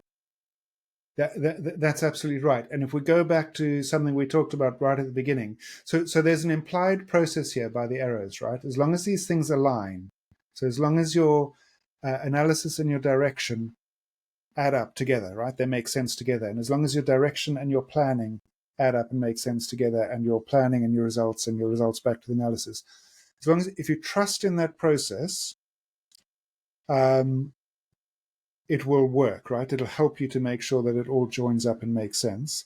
And then the second point is, because it's a collaborative tool, if you expose that process to a team, then even if you miss something, because of the way the tool works, it's unlikely that someone else won't pick it up, because it'll become, even if you have a blind spot to something, because it's been laid out in this logical, sensible way that connects everything up, someone is going to spot that gap. And someone is going to say, well, hang on, this doesn't make sense. And so by doing that, by trusting in the process and exposing it in a collaborative way, you are as close as guaranteed as you can ever get to coming out with a sensible answer that will help you drive the success in your business. And just to reiterate, folks, strategy is a team sport. It is a team sport. It requires as much diverse input as you can get. And this tool really does allow you to do that. You can have your entire team and more. You can have stakeholders involved in the plan and the strategic build and the business plan build, the business model build, whatever your preferred term is. You don't have to get hung up on the word strategy. This is someone described as an operating system for a company. So if you just put it out there, let people contribute. Really do let people contribute. And you will end up with a better, more successful company. And if you continue to do that, continue to iterate that is going to improve every day the probability of your sustainability as an organization, but also your success as an organization. Absolutely agree, Barry. I could not have put it better. And now, for having done such a good job of describing it, you said you wanted to see competition. So shall I click on that? Thank you. So I'm going to click here on competition. Back on piste, Chris. Back on track. Yeah. We're building our bike shop, and we're looking at competition. And now I can go and add who I think my competitors are here. So and I'm going to talk to you about why I want to do that in just a minute. If you talk us through this, because people may not see necessarily where the cursor is. So a little narrative as you do it will help. So if I move around here, I've got this little add button that I can add competitors. I can also add categories of competitors. Yeah. So in some businesses, you might have individual organizations that you see as direct competitors. In others, you might see categories of competitors. So, for example, I might say I'm competing with hardware stores because they also sell bike components, for example. And I don't want to name all the hardware stores. I just want to say hardware stores as a category. Or there might be a specific hardware store, or perhaps another bike retailer that I'm worried about. So I can deal with them either as competitors and categories. It's probably worth saying before we do this, there's a lot of debate around, should you really worry about your competitors or should you just focus on your own business? And a lot of businesses that do focus on the competitors fall into the trap of trying to copy their competitors. Now, as a strategist, the reason that I always look at competitors is you want to not compete, right? If you can find an area of the market or a need in the market where you have as little competition as possible, you make your life a lot easier. And so the reason for thinking about competitors, in my view, is more so that you can avoid them. So basically, you're suggesting, I think, that you're looking for a unique value proposition to a fundamental market problem, and that value proposition is ideally something that no one else in your market competes against. That's absolutely right. It's a truism that your life is always easier if you're not competing. If you go all the way back to Sun Tzu 2,500 years ago, the supreme art of war is not to fight. Okay, because if you get into a fight with a competitor, invariably, even if you win, it's still not as good as if you'd avoided the fight. You still end up with bruises and etc. So you want to try and avoid competition. Now, I can ask the AI, which I think is what you wanted me to do. So I can say we've still got our Bob's Bike Shop. Who might I be competing with? And it's going to come back in a few seconds with some suggestions of who the competitors and the competitor categories are. So, folks, watch out. This should be another real-time moment where we should be, I hope, amazed and impressed by the output of the AI. Ka-ching. There we are. Okay. Yeah, and so it's come up with some. So you would imagine Condor Cycles. I don't know Condor Cycles, but you would imagine they would seem a direct competitor. John Lewis. Would I have thought of them as a competitor for a bike shop? I presume perhaps the AI understands that they sell bikes. I don't know if that's true. Wiggle, obviously a big competitor. So it's come up with some specific names. Can you click on one of the tiles, for example? Well, I'll let you choose a tile. Yeah. So let's. I've never heard of Condor Cycles. Let's try them. So it's opened up a record. Yeah. So it's opened up a record now. It's got a logo for them, which it's found their website and it's found their logo. At this stage, it hasn't done anything else. I can ask, say, tell me a little bit more about it. Okay. And what it'll actually do, if we give it a few more seconds, it'll come another up real-time moment. Yeah. What I'm hoping it's going to do is come up with a description of Condor Cycles as well as an evaluation. It has done a description of them here. So here's a competitor we've never heard of. We didn't know anything about. The AI's picked up. There wasn't initially a description. You've asked the AI. It's filled out the description. Yeah. So it's given me a description. It's also given me, it's an assessment of the competitive strengths and further down here, the competitive weaknesses of Condor Cycles to Bob's Bikes, which doesn't exist yet. So the only thing it's got to go on is everything we've told it about our strategy. So it knows our SWOT and PESTEL and business model canvas and the other competitors. That's all it knows. And it's come up with an analysis of what it thinks Condor Cycles' competitive strengths and weaknesses compared to Bob's Bikes might be. So that's really useful in you thinking about how you want to position yourself, because you want to be differentiated from Condor Cycles. Yeah, and actually we're talking about here an entrepreneur building up a bike business, but I mean, from a consultant's point of view, to be able to walk into a client and say, look, this is a new assignment. we haven't yet formed a relationship, but we've done a little bit of due diligence, and this is our assessment of your competitors, our competitors' assessment. It's not a bad start to the day, is it? And particularly since the AI has also gone out and found potential PESTEL threats, SWOT analysis, and Porter's 5 forces. It's a pretty good start to a relationship. For you. Yeah. Okay. So Barry, you're absolutely right. Before I go and see a potential new client, in about half an hour, I've got a fairly good. Now, I'm not going to know the business as well as the CEO or the COO or whoever it is I'm meeting, but I'm going to go in there with an informed view, and I'm going to sound like someone who has thought about this business. And to be fair, I have. Well, I've just used this tool to help me think about it more quickly. Yeah, you're significantly better informed than otherwise you would have been had you not got StratNav in your briefcase. That's right. That's absolutely right. So that's a real boon for me as a consultant rather than for me as a business owner. Okay. So it's done that. And we could go through each of these competitors, and we could look at these competitor categories and go through and think about them in more detail as well. Again, in the interest of time, I'm not going to do that. So are we in a position where we can go to the one that we did previously? I'm going to do 2 more things for you before we do that. Okay, I'm very excited by that. Before we do that, Barry. Okay, so the next thing I'm going to do is and it's suggesting this at the top. It's saying, so the next thing to consider is, what are the factors that a customer might consider when deciding whether they should come to Bob's Bikes or one of these other competitors? So I can go over here and it'll give me a blank screen where I can start inputting these factors, or again, I can just ask the AI. So that was on the competitor's screen under factors, correct? Maybe we can have a look at that again in a second. Yeah. All right. Okay. Yeah. So we're back on the same screen, but now it's suggested these factors, right? Right. So it's suggested that these are the things that a customer might consider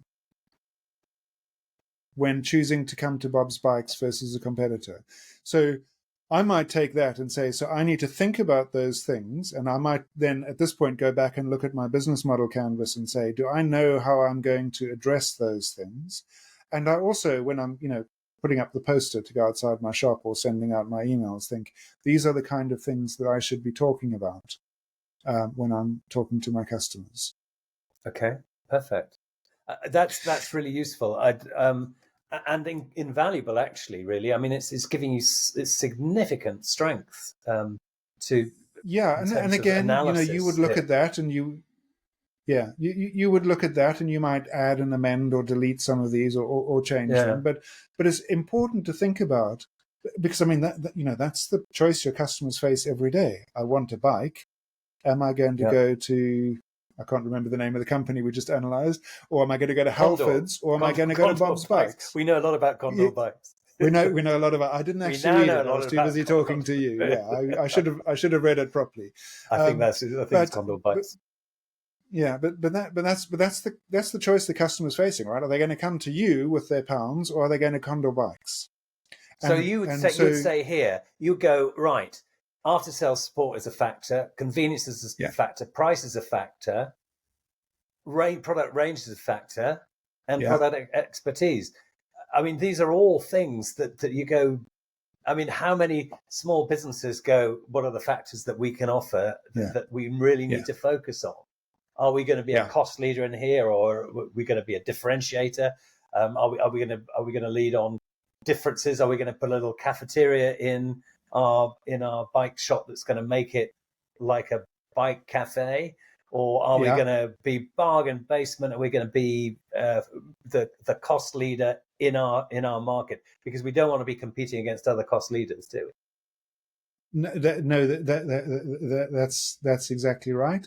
And if I was advising you as a small business owner, I would be saying what you want to be doing now is you want to be, when you're talking to people you think are potentially customers, your friends or people in the area or whatever it is, you want to be sounding them out about these factors. And you want to be sounding out how much importance do they attach to them? How do they think about these factors? And again, you can click on any of these and you can capture whatever information you learn, because you really want to reflect on and make sure you understand what these decision criteria are. And once Right. you've done that, the last thing you can do is you can go to the strategy canvas, where you can map out. Here it's taken the product categories from the previous screen, Yep. the factors here. And so you can say, for example, Bob's Bike Shop, where for some reason my drag and drop isn't working. I don't know if it's because it's clashing with your podcast software, but I can perhaps click on one of these and open it up. Remember, whenever the drag and drop is being a little bit finicky, you can click on it, and I can go down here and say, where's Bob's Bike Stores?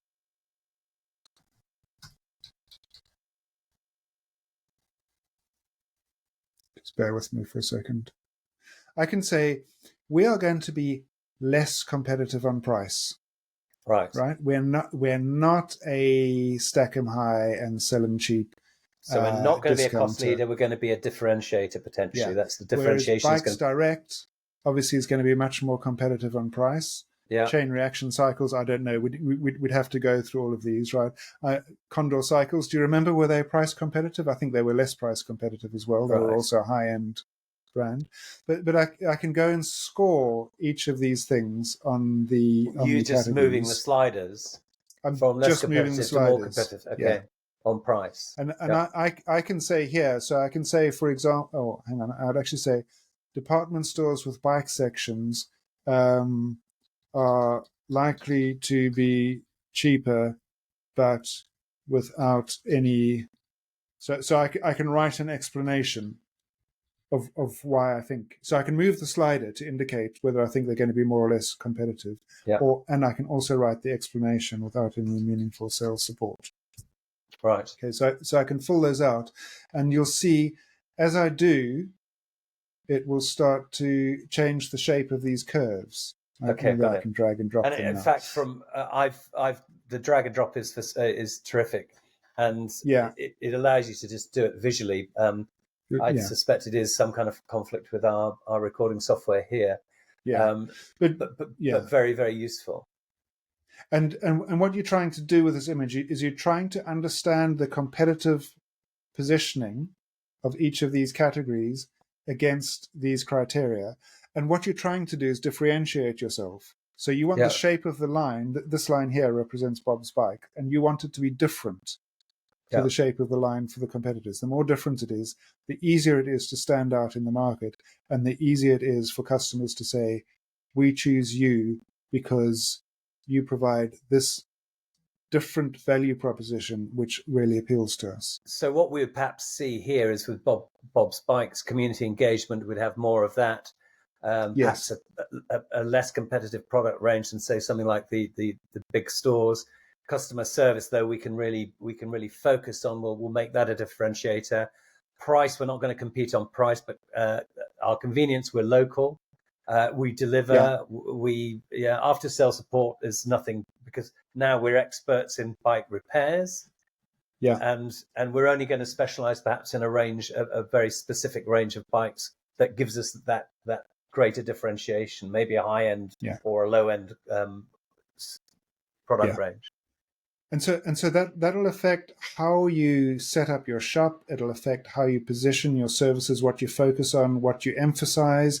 It'll affect how you talk to your customers, right? So you're going to emphasize, come to Bob's Bikes because you don't have to drive 50 miles to the nearest Halfords. We're right round the corner. That would help you how you set up and how you position in the market your bike store. Okay. So, Barry, just very quickly, you can see I think we've been talking about this for an hour, and we have literally covered the first 3 categories of analysis. And in fact, in the time that we've done 38% of the analysis of a strategitic analysis. It's sitting up there for those who can't see. If you go over to the left-hand navigation bar, or in fact, yes, there it is. And on the strategy board, you see it's brackets 38. It's now saying, look, we're 38% of the way through. What it is perceiving is the strategic planning or the business planning or the modeling process, whatever terms you're comfortable with. Don't get hung up on the word strategy. it is, that's how far down the line we are at the moment. And we're now just over an hour and a bit into this conversation, starting from absolute scratch, using AI and a little bit of nuance. We haven't done the competitive bit, but reasonably speaking, if you were 38% through a business plan after an hour and a bit, you'd be pretty happy. You'd be pretty happy, yeah. And it's giving you can get a fairly clear sense. You can see in the analysis section, you can see it's telling you how much you've done in each of these areas. And then, by looking at the overall board, you can get a sense of what else there is to do and how much there is to go. You've got this percentage indication, and in fact, you can see right next to it, it's a recommendation. So, if you were a competitive sort and you were saying, well, I want 100%, it's not clear that anyone ever needs to be 100%, but you'd want to be more than 38%. I can click on the recommendations. Can you click on recommendations and see what that gives us? And it'll it's there physically suggesting the next things that you might want to consider. And then you click on the bold type. Is that what you do? You click on the bold type? You can click on the bold type and it'll take you to that section in the tool. Okay. And great. Provide you with further guidance. And there we are. Let's not. Will it fill out that? Will it fill out that strategic scorecard with AI, Chris? It would. Is that? It would. If I go into goals and click on goals. Okay, a bit of explanation here. This is the Balanced Scorecard, and it basically segments the business into financial, customer, internal business processes, and learning and growth in terms of how you service the customer, how the business operates. And what then happens is that it comes up with goals that are either uncategorized or categorized. In this case, it's come up with uncategorized, which can then be dragged down onto the matrix there based upon where they sit. For example, foster strong relationships with suppliers to stay ahead of the market trends. That might be internal business processes, Chris, or customer. I would put that probably in internal business processes, yeah. Okay, so, and we drag that down, and as before, we build it out, in this case, with the drag and drop, which has been misbehaving a little bit in the podcast, mainly because of interaction. Let's have a look at improved profitability by levering government incentives. Where would that be? Financial? Yes, I would say that's a financial goal, yeah. Okay, so that's a financial goal. Yeah.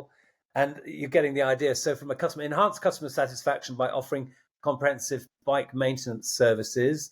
So that's perhaps, is that customer or internal business process? I would put that as a customer satisfaction. I would put under customers. The general principle here, Barry, is by categorizing them in these four ways. The logic is, for a commercial enterprise like a bike shop, you have to have some financial / profitability targets, because you need to make sure your bike shop is financially sustainable. Obviously, if you're if you're not making a profit, your bike shop won't last very long, and therefore you won't be able to do what you set out to do for very long. So you need an understanding of the financial, economic, and economic outcomes to drive the success of your business.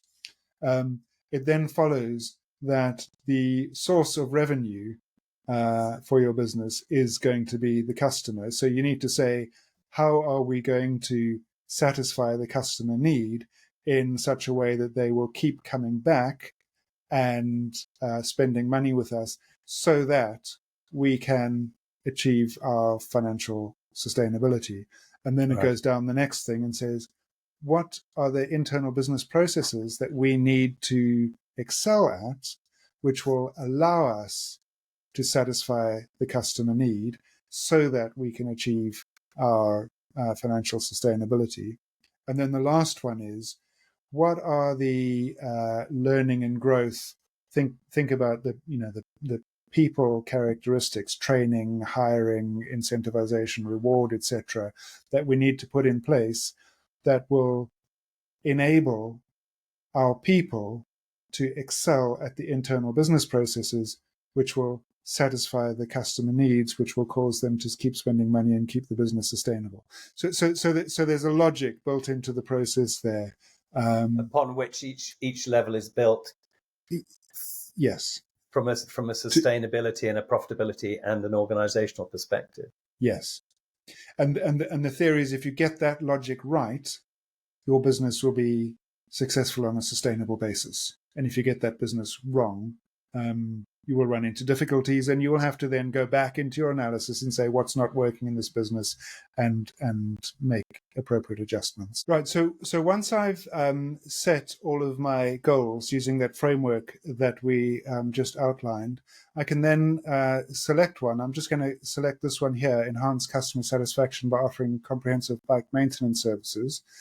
And if I click on that, again, it's going to open up a record, which I can add some more information about what I mean by that, and why I think it's important and how it fits into the framework.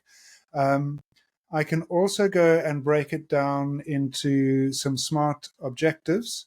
So one of the ways that we handle the tension between long-term directional aspect of strategy and the make it something tangible I can deal with is we split things into longer term directional goals and then shorter term, more tangible objectives, which we would usually say we want to be. So for clarity then, goals long term, objectives short term. So objectives are stepping stones on the way to the long term goal. Yeah, so we have objectives as stepping stones to the long term goals. And the other thing that we have are initiatives, which are the things that we're physically going to do, the changes that we're going to make in our business that will take us towards the long-term goals. And it's a distinction that people often struggle with initially, but I think it's really important to maintain the distinction between what am I going to do and what outcome do I hope to achieve? And the reason that's important is because I see so often people say, right, what we're going to do is we're going to do the following things. And then if they're good and disciplined, obviously in some cases they just never do them, which is a separate problem. But if they're good and disciplined, they do the things that they said they were going to do, and they get to the end and they declare success. Yeah. And the problem is, doing the thing that you said you were going to do is not success unless it achieves the outcome that you said it was going to achieve. Yeah. Right. So in this case, for example... So can I just pick that up? What you're saying here is that the initiatives feed into the objectives, is that correct? And then the objectives drive you towards the goal. And you can have a successful objective, successfully achieved objective without ever reaching the goal. The idea is to ensure that all the objectives are met and line up and achieve the ultimate goal. That's exactly what it is. You need keep your eyes on the prize, as they say, right? Don't get so enamored with doing what you said you would do, and people end up talking about busy work. We were busy. We did it. We accomplished a lot of things, but those things didn't achieve the outcome. Yeah, accomplished a lot and achieved nothing. Yes, and the reason why it becomes a problem is doing the things you said you would do is usually in your control. Mm-hmm. Right. So I can say I am going to send out 300 marketing flyers. Right. And so I can say, well, that's in my control, right? I can make up the flyers, I can have them printed, and I can post them out. But remember, the objective behind sending 300 marketing, or the goal or the objective behind sending those, was to draw customers into your store. And if you print and send out the 300 flyers, but no one comes to the store, you haven't achieved your objective. So there's no point in just sending out another 300 because there's something wrong, right? And until you know what's wrong, and maybe it's because you're sending it to the wrong kinds of people, or maybe it's because you've got your messaging wrong, or maybe it's just that no one wants to buy a bike. And until you know that, just carrying on doing the thing that you said you were going to do is not going to make any difference. So important to distinguish between what's the outcome we're hoping to achieve and what's the activity that we're going to do it. Now, so on the screen, for example, we've got the goal up here, which was we were going to enhance customer satisfaction by offering comprehensive bike maintenance services. And I can manually input some objectives here and create some initiatives, so some outcomes and some things we're going to do. Or actually, and just because it's late in the afternoon and I can't quite think of what the initiatives to do would be, I can ask a Stratbot to come up with the initiatives for me. And it's going to just wait for the screen to reload. And emphasizing while it's doing this, all of this is always being saved. It's a continuous save process, so you don't have to click any Control S or any function. It's happening. Yeah. The saving is automatic. In fact, just for those who perhaps haven't seen it, top left-hand side next to the StratNav words is the left-hand button. Takes you to the previous page. And some people don't see that initially and start clicking on the browser back button. Chris, can you just highlight that, the back button? Have you just done that? Yeah, it's up, up here. You can see Chris has put a flag up against it. That's the one. You'll see it's the left-hand arrow, top left. And I speak as someone who was using the browser button, and one day I discovered that. So it's one to remember and to know about. So there's a simple reason for that, and that is if you click the back button in the system, then the system is able to say, let me make sure I've saved what you've done on the screen before I leave it, right? Whereas if you click on the browser back button, the system has less control. It will still try and prevent you from leaving the screen until it's saved the information, but it's just much less elegant because the browser is controlling it rather than the system is controlling it. So you can do it either way, but I always encourage people to use the system back button because it just gives the system a little bit more control over how it handles any specific things.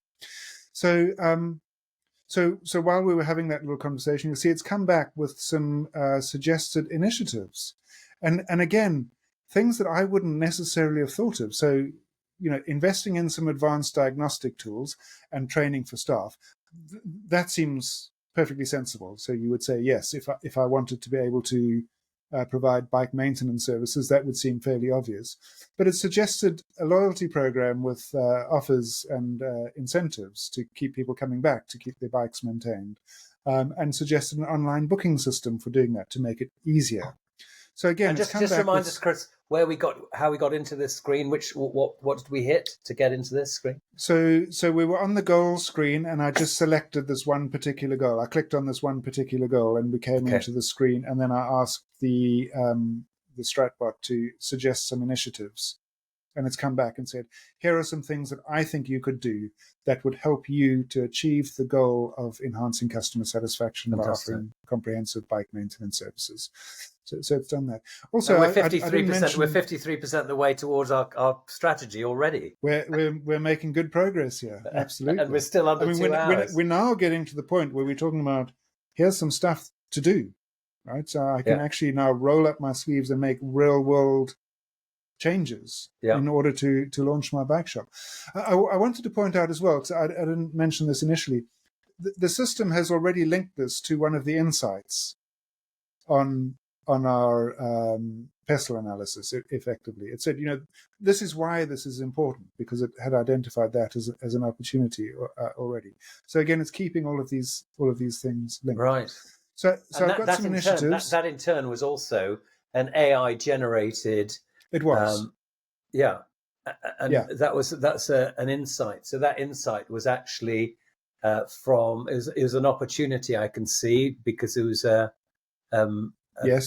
green opportunity. What's the thing next to it? So next to it, was that a blue? It's a technological thing on the PESTEL. From PESTEL, and it came from the bargaining power of buyers on the Porter's Five Forces. Yeah. Perfect. So it's keeping that thread of logic for you. It's saying this goal here, you didn't just, or it or you didn't just make this up. You put it there based on these insights. And you might link it to some other insights as well if you want. There might be some other insights that are relevant to this. But this is extraordinary. I mean, because this isn't only double entry bookkeeping. This is triple, quadruple entry. I mean, it's keeping multiple records. It's unbelievably clever. If you go back to the strategy board, right, it's building this logic. So there you can see the link from your goal back to the analysis. You can see that, and you can also see the link from the goal forward to the planning and the initiatives. So it's managing those links for you. Right. Let me just go back to that record. So we've got that goal. We understand. Let me just wait for the page to finish loading. So we've got that goal. We understand the insights that caused us to set this as a goal. And when it finishes loading, we know what some of the kinds of things that we might do to achieve that. It's also saying that we should define some. Remember, I said we would break our goal down into objectives. So it's suggesting that you do that next and saying we can help with that. So it's saying here the AI tip is click here to create new objectives. Yes. Now, unfortunately, the AI has come back and said we're unable to do that automatically, so we'd have to do that manually. And this does happen sometimes. Unfortunately, the AI is not infallible. So every now and again, you can't do that. Yeah, and there might be a perfectly good reason for that. Yes. That there may be some constructive reason why it can't make that connection or come up with the proposal, and that's what our brains are for here, folks. This is exactly, and as I like to say, the AI as it is now is the worst it's ever going to be. So the AI will keep getting better and will keep being able to do more things. But it's also critically important that people who are working with this stuff are maintaining the critical thinking and aren't just relying on AI to build out models, and understand that AI is not only fallible, i.e. it might not have an answer at all, but even that the answer it gives might not be the answer that you would perhaps want to use, or might not be an infallible answer. And so this is always about best practice, due diligence, check the AI work, just in the same way as if you were passing this to someone to do it for you, you would not accept it as a fait accompli. You would be double checking it, triple checking it for gross errors and also detail errors. Absolutely. And you should be continually reflecting on and challenging yourself to do better. I mean, this is the future success of your business hinges on how well you do this. So you should be constantly reflecting on and saying, is that really the most important thing? Is that really the way I would interpret that? Do I really believe that to be true? Is that connection really the important connection to make? And as you refine it, your plan, as you refine the plan and execute the plan, because remember, as you execute, as you actually do these things, you're learning more and more as you go, and you need to keep feeding that learning back into the plan so that your plan gets more focused and creates more value in your business as you go. It's not a static thing that you do once and just forget about it. And again, back to the gross error check here. Just because the strategy board says you're 53% or 93% or 97% of the way through doesn't mean that you're finished. What it means is that you've been through the process, it's seen all the constructive parts, but it is vital, isn't it, to go through and look at it, and does it make sense, maintaining the critical thinking, because it is your organization, it is your business, and it does matter. You've got a lot of help here, but it's constantly. It's why pilots always do the external walk round before they get airborne, because everybody's fallible, and that there is no system that is infallible. Actually, Barry, it goes a step further than that, because if you were to get your plan to 100% complete, and if I'm being entirely honest with you, I've never got to 100% before. I've got close to 100%, right? But nothing's ever that finished, right? No. Even if you got to 100% complete, if you went away and came back next week, you would see those points start to erode, because the system understands currency as up-to-datedness, currency as a concept, and it will start to say that something ought to have happened here and it hasn't, right? And it'll start to say there are things that according to this strategy you ought to have done but you haven't yet done, and that happens across a number of dimensions. So you'll start to see your level of completeness erodes unless you continually actively manage your strategy. You cannot this is not like the old days where you'd go away for a 3-day offsite, you'd come back with a strategy, it'd be a lovely document, and you'd put it on a shelf and not think about it for a year. This is something that you need to be. But that's not how the world works anymore, is it? I mean, the world does, no. And it really never did. It was just the capability of the systems meant that there was no ability to really do that effectively.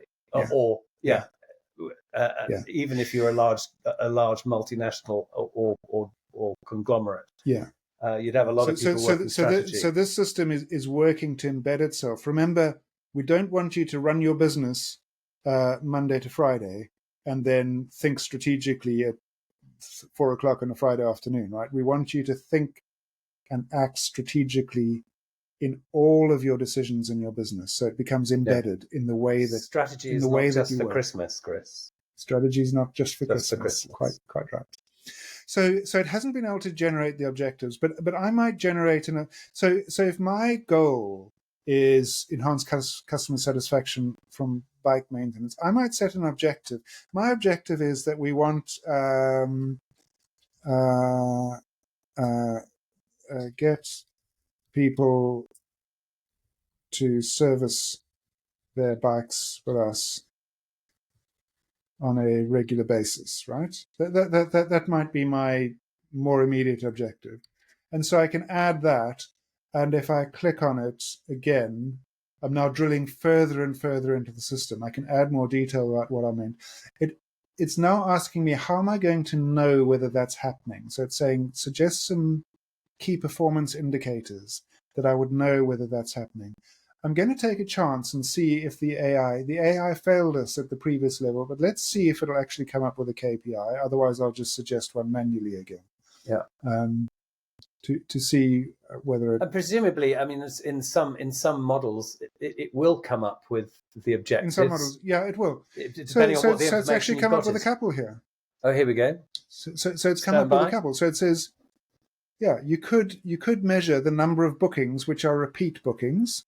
Yeah. You could measure the customer satisfaction rating, or you could measure the percentage of customers who book a maintenance service within 6 months of a bike purchase. So those are all perfectly good things that you could measure and record, assuming you have the systems in place to do it, that would tell you that your bike maintenance service is producing the desired outcome. And StratNav app will then, you can build those KPIs in StratNav app. It's built them already. So I can pick this one now, and I can go again into the record here, and I can say, okay, this is an outcome. It's going to be quantitative. My unit of measurement is service bookings. It's repeat service bookings. So just to pause there, Chris, so that we can all catch up with you.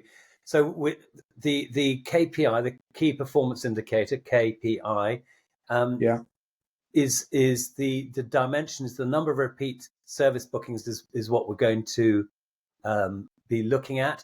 You said very rapidly, it's an outcome. What are the other options in the value chain? So we've got outcomes, we've got outcome processes. So that's a thing I do to produce an output. Sorry, not an outcome. So that could be like number of bikes serviced, right? It's an activity that I'm actually doing. Can you click? Can you show us those on that drop down, or is it? It's these 5 options here. Oh, okay. It's not showing up on the screen here, but don't worry. I'm sure. Oh, isn't it? No, don't worry. It's all right. It's probably just the the recording software here, but just that's fine. So basically, you've got the value chain stage, which value chain is the chain that basically delivers value to the customer from the supply point of view and the supplier's point of view, and processes the whole thing that supplies the value. That drop-down box, probably because of the recording software, isn't picking up the drop-down, but it's under there. You've got 5 different outcomes. Chris, do you want to read them out of what the value chain is? So you've got the outcomes. The outcomes for me are the gold standard. That's the actual impact it's having on the real world. But you can also talk about output processing, which is the amount of effort that goes into producing it. And remember I said you really want to measure the outcome, not the activity. But you can measure the activity as well. So you can measure output processing, or the third one is the output itself, how many units are actually output from the process. And then similarly, you have input processing and input units. So input processing would be, for example, acquiring raw materials or inputs, or acquiring stock, rather than the output, which is then selling the stock. Right. So you can measure at various points along the value chain. And then you've got indicator type, as I say, is the gold standard. An indicator type. Click on that again. I think probably because of the recording software here. Yeah, it's not showing the drop. I can see it's not showing up there. Yeah, it's not showing. So you've basically got quantitative and qualitative. Is that correct? And qualitative, and again, quantitative being the gold standard. Quantitative being something that you can count and assign a number to. Qualitative being something that you can't assign a number to. You have to assign a value to, like excellent or so. If you so a good example would be like the health rating on a restaurant, right? They don't give you a number. They tell you that you're excellent, you're 2 standard, you're substandard, or you're poor, for example. That would be a qualitative KPI. Then you've got the unit of measurement, the thing that you are, in this case, because it's a quantitative, the thing that you are counting. Description, obviously, you can put in additional you want. Stock or flow is a little bit technical to describe. Probably we don't have time to go into it now, but there's a hover help there, and if you click on that, you'll get full explanations. So what it says, stocks are represented by values at a single point in time, whereas flows represent a change in value between a start date and an end date. It's actually, having used this a lot, it's very intuitive. You go in, and it all makes sense when you read all the help, contextual help. It all makes sense, and actually it's incredibly easy to do. I would suggest as a user, go in and play with it, have a bit of fun, do it right from the outset. I'd suggest you have a dummy strategy, although maybe you don't. Maybe you start with your strategy and you build it out. But a dummy strategy is useful because you can always go and you're not worried about what you do and what you break. And your livelihood isn't depending upon it. So you just have it as your sandbox playpen. Sorry, Chris, I'm conscious of both time and attention. The variable I would like to highlight, the frequency, right? How often are you going to try and record this? And obviously more frequent is better, but recording things comes in with an overhead of actually counting up and filling it in. So it depends on your specific circumstances. I usually recommend monthly as a minimum, but sometimes you just can't do things on a monthly basis. If you can do things on a weekly basis, that's brilliant, but sometimes that can be a bit onerous. And then you can actually capture the data. So if we just go down very quickly, so we can say, actually, this would be a flow, technically. So we can say between the 26th of June and the 25th of July, we had 17 repeat. As a result. That's the result. And the following month, we had 25. So we can see it's getting better. Actually, what I should do is, because we're now looking at the future, we can't possibly have had those in the future. So let's. That's remember, you could be watching this in 2028 when looking back on the Paris Olympics, where we won 121 gold medals. But when we look at the system just now, Barry, it's going to realize that we've cheated. So it's going to create an anomaly just now. So I'm just going to make those past values. There we go. That didn't take long. So we've started to record some values. If I now go into my results screen, you will see we've started to build up a scorecard where it's mapped out our Balanced Scorecard perspectives. Mm-hmm. We haven't categorized them all. Obviously, we would want to go and finish categorizing those. But it's mapped out. We can see this, our goal here, to enhance customer satisfaction. We can see we've broken that down into objective. We can see we broke that down into 3 KPIs. And we can see we've started to collect data on one of the KPIs.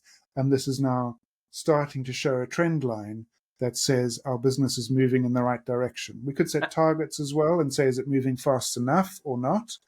But at least we've got an indication. And from the customer's perspective, the 3 KPIs here under customer are number of repeat maintenance service bookings. So the second, third, fourth column along from the left. Number of repeat maintenance service bookings. The next one is customer satisfaction rating for maintenance and percentage of customers who book a maintenance service with the bike purchase. We've only done the first KPI. We've only done the first one. Have we got to a point? And we've only got 2 data points, right? As we go, every month you'll build up new data points and you'll start to see, is there a trend emerging and are we happy with the trend?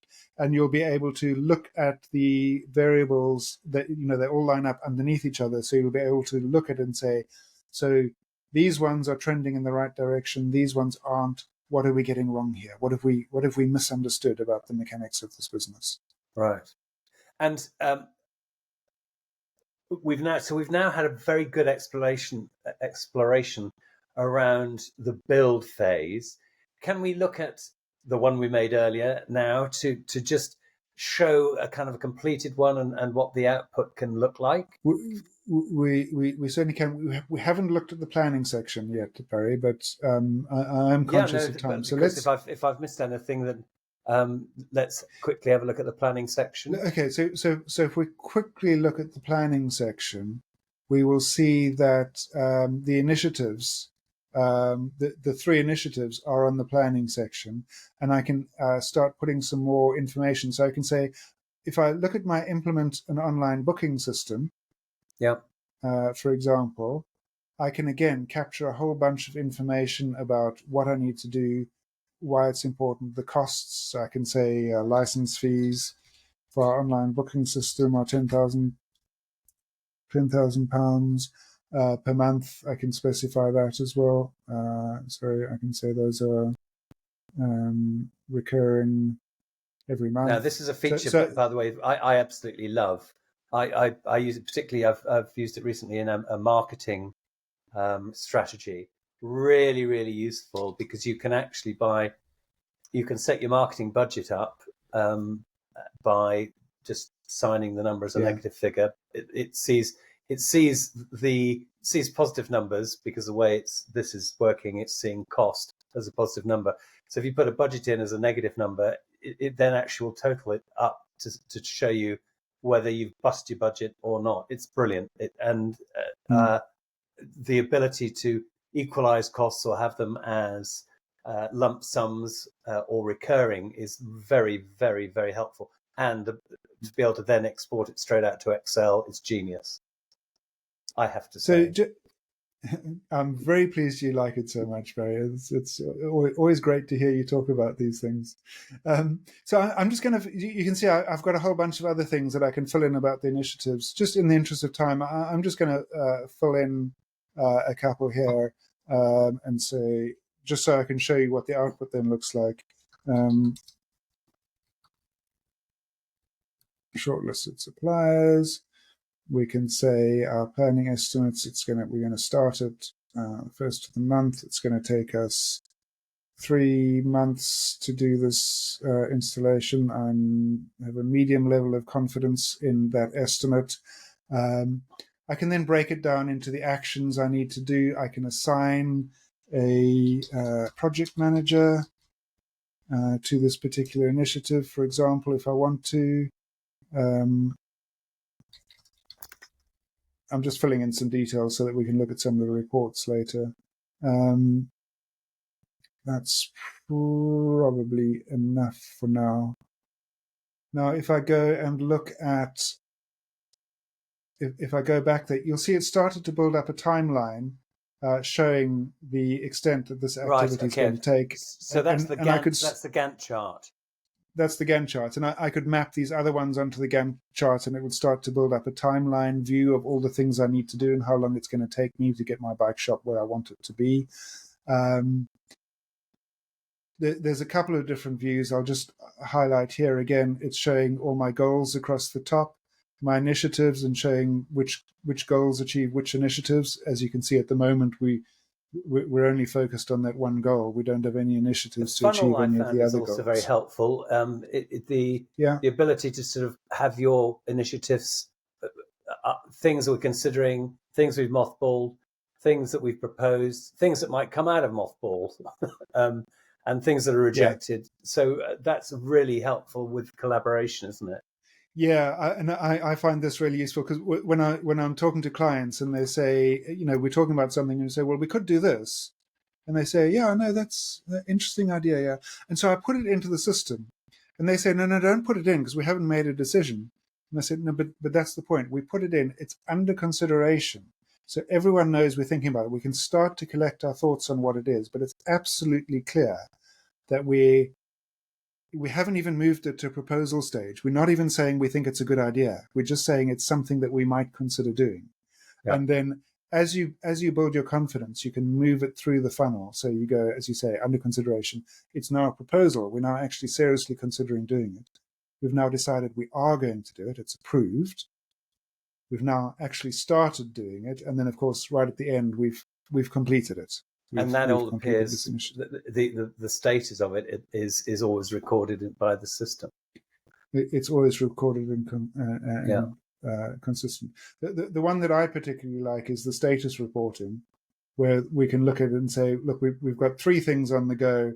We've got we've only assigned a project manager to the first one. The other 2 don't even have project managers assigned. We've got a status update here. It's evident, there's no evidence in the system that anything's been done about these first 2. So, gradually we'd build up that picture, and we'd have our sort of monthly or weekly management meeting. We'd just go down this list. So I always say your sort of monthly or weekly management meeting should look at this project status report, so you can say, are we clear on who needs to be doing what for all of our strategic initiatives? And the other one I would look at is the results one, which is, are the things that we're doing achieving the outcomes we wanted to achieve? And as a monthly management meeting, if you just looked at those 2 screens, you'd be 80% of the way there in terms of staying on top of the strategic performance of your business. And we're now 65% of the way along the strategic planning path. We're now 65% along the way. Yeah, we're starting to build out something that's starting to look like a plan. It's getting quite close to looking like a plan, to be honest. So those things will keep you on track. You can see there's the financial view as well, Barry. This is your point that you like so much, where it'll go across all of your... We've only put in for one, but it's gone through there and highlighted how much this is going to... And the point that I made about putting budgets in, you saw that when Chris entered these, he didn't put a negative sign in front of them, and the system automatically allocates that as a cost. So if you put a negative cost in, it's a contribution, and so you can put budget in, allocate it as across the whole period, and it then shows you on a monthly basis what your monthly budget is, and how the costs offset against that budget, and then the cumulative total at the bottom. If it's a negative number, you've blown your budget, and if it's a positive number, you're still under budget. So that works very well, and something that I use a lot. Yeah. So this stage at the moment, it's saying, look, by this time next year, we're going to have spent £125,000. Now, we haven't put in any revenues. We could actually put in some revenues as well, some forecast revenues, and it would then tell us whether we are able to afford this level of expenditure, or whether we're going to need to seek some sort of funding, maybe a loan or some investors, or maybe just investing our own money in this business. Supplier Or maybe finance. it's going to tell you you have to defer some of your plans because you have to defer them until you've got sufficient funding to do that. So if we go back to the strategy board, you'll start to see it's started to fill in some more things in grey here of what we've done. So it's telling us we've got goals. You can see we haven't even looked at vision or mission statement or corporate values. We haven't looked at risks, actions, issues, or we've got two actions actually. We haven't And a looked at quick issues one and for decisions. our viewer. When Chris said in grey, what happens is that if you have a look at the strategy board here, one of the boxes, if you have a look, for example, at initiatives or under planning, the planning box, initiatives got 3 initiatives. If you go to stakeholders, people, operations, groups, people involved in the project, it's got 29 stakeholders there. Some of those will be competitors. Those are the elements that Chris has suggested. We've done quite a lot of analysis. If you look at the analysis pane, we've got a lot of grey in there. So you can see how all of this now is generating. Over to you, Chris. Are we ready to look at that kind of finished one yet? Oh, you want to look at the one I've done before? Yeah, absolutely, we can do that. So just to reiterate what Barry's saying, it's surprising how fast the picture builds up because the system is doing so much work in the background. I've been doing this for a while now, and I'm always constantly surprised at how fast this builds up. But it gets you to a plan. We've all seen really this in quickly. real time. We've seen this in real time. There's no time compression on this. This is actually as it's occurred and remember, this could be an oil refinery. This could be a hydrogen plant. This could be any sort of things that a plan, a project, or a strategy needs to be built for. We're keeping to the traditional bike shop. Consistent with one of our favorite books, which is The Emergent Approach to Strategy, which is Peter Compo's book, and that also has the bike shop. So can we have a look at kind of the finished version, Chris? So here's sort of one I did before. This is nominally a strategy for Uber, although I have to point out that every time I do this demo, I end up adding something and it starts to look less and less like a sensible strategy for Uber. But I think it illustrates the point. And you can see on the strategy board already, you can see that we've now got text by vision and mission. We've got values. We've got goals. We've done a strategy house. We've done all of the elements of analysis, etc. We've got things, and I'll probably start from the back and work the way forward. So if I look at what a completed strategy scorecard would look like. For the avoidance of doubt, this is a fictional one, not one that Chris has done for any particular client, correct? No, as I say, it's nominally for Uber. I've never worked for Uber. I just picked Uber because I think most people are at least familiar with it as a business. And it had, it was a business of sufficient complexity to demonstrate all of the features. But here you can see a scorecard. You see it's fully mapped out with all of the goals and all of the perspectives broken down into objectives. Each objective is broken down into a KPI. The KPIs then have got performance charts tracking this is random performance data, literally generated by a random number generator rather than anything specific. But it gives you a sense of what a completed scorecard might look like. And it shows you how all of the charts cover exactly the same time period. So you can sort of, run your finger up and down and say, well, what happened? What was that blip there? Did anything happen over here? No, I can't quite work out what that blip was. What's going on here? And you can start to dig into that to understand. Also, although it's a random number generator, it's also been pretty much done so it looks like the strategy is working. All the numbers are moving upwards and to the right in the right direction. And just as a quick point, don't try that at home, folks. Make sure you put real data in. Make sure, of course, Don't make the data fit your aspiration. Keep it real. As the health. Here's a neat feature. So one of the things is you would imagine, we talked about the logic between the layers in the balanced scorecard. So you would imagine that there's a cause and effect. If you get better at your internal business process, you will see an improvement in the customer outcomes. And if you see an improvement in the customer outcomes, you will see an improvement in the financial outcomes. So you would hope that there would be a correlation, a cause, at least a correlation, if not a cause effect, but at least a correlation between those variables. And so the system will actually calculate them. And if I click on this, it takes a little while. What it actually does is it calculates the pairwise correlations between all of your KPIs, and it looks at various delay periods between the potential cause and effect pairs, and it analyzes them, and it comes back with the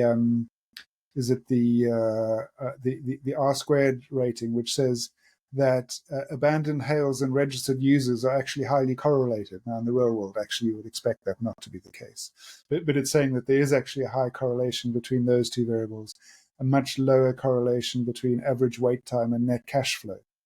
Now, again, if this was real data, you might say, so it appears that average wait time for Uber is not a huge determinant of how much money they make. Yeah. So all that effort that we're spending on reducing average wait time is perhaps misspent. And just a reassurance that's probably not true. It's just that random data. For our dear viewer here, Chris, is don't worry about R squared. This is stuff that strategists will look at, financial departments will be looking at, and for looking at correlations. If you're running the bike shop, which was the example we gave, as the first iteration, it's probably not something you're ever going to want to see necessarily, but it's there if you want it. It's there to be used. Yeah. I honestly hope, Barry, that as people get more and more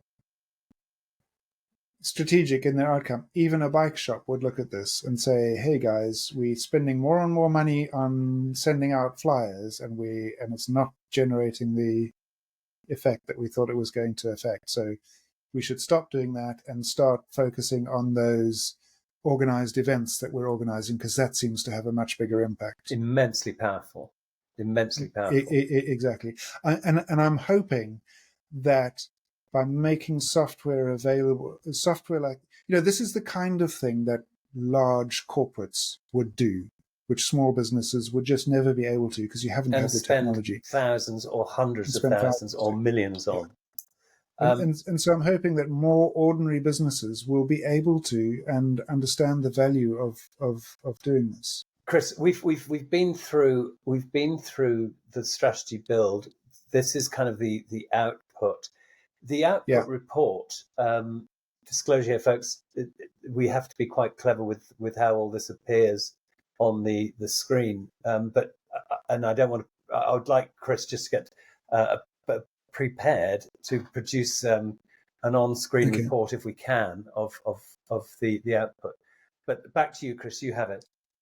Yeah. Okay. So if we want to look, I've just now clicked on this reports here, reports in StratoML. Don't worry about the StratoML part. We're just going to talk about the reports part. And what this is showing me is a screen of. This is the list of all of the parts of the strategy that we've completed for this particular Uber one. And I can select which parts I do and don't want to include in my strategy. Now, for the purpose of this demo, I'm just going to tick everything. We're going to include everything in it. And I think there's a tick box that just says tick everything, isn't there? And there's at some point. No, there isn't actually. There probably ought to be one. And if I click Generate HTML Report, it will now produce me a full report of the entire content in this particular plan. Now, at the moment, the podcast software isn't showing that, Chris. So you may need to. Oh, it's not. No. So hang on. So you may need to change window. That's why I was giving Chris a heads up. Right, okay. I beg your pardon. Yeah. Let me just reload it back into the original window. And now you'll see it's produced a full report containing all of the content, all of the models, all of the information behind the models, all of the analysis is laid out as almost like a single document. Now, this is showing the HTML version, which is obviously very useful. There's your full scorecard. There's your full analysis of that scorecard. It also has the ability, I'll just keep going to the end so you can see the kind of thing that you can see a decent Gantt chart there. You can see a not much better financial projection, etc. It also has the ability, so that was by clicking this one, HTML report. You can also say, give me all the same content, but produce it as a MS Word report, which you can then edit or email. And as a template with your own corporate on there, can't you? And you can also, at the bottom here, set up a template with your own corporate colors and logos and style and boilerplate text and all of those good things. So that whenever you produce a report with whatever subset of content you want to produce, it always comes out in your own corporate standard format. In the Word report as well, it'll also auto-generate tables of contents and cross-reference. So if one part of the model refers to another part of the model, it will give you the page reference to find the bit that it's referring to, and that's all automated for you.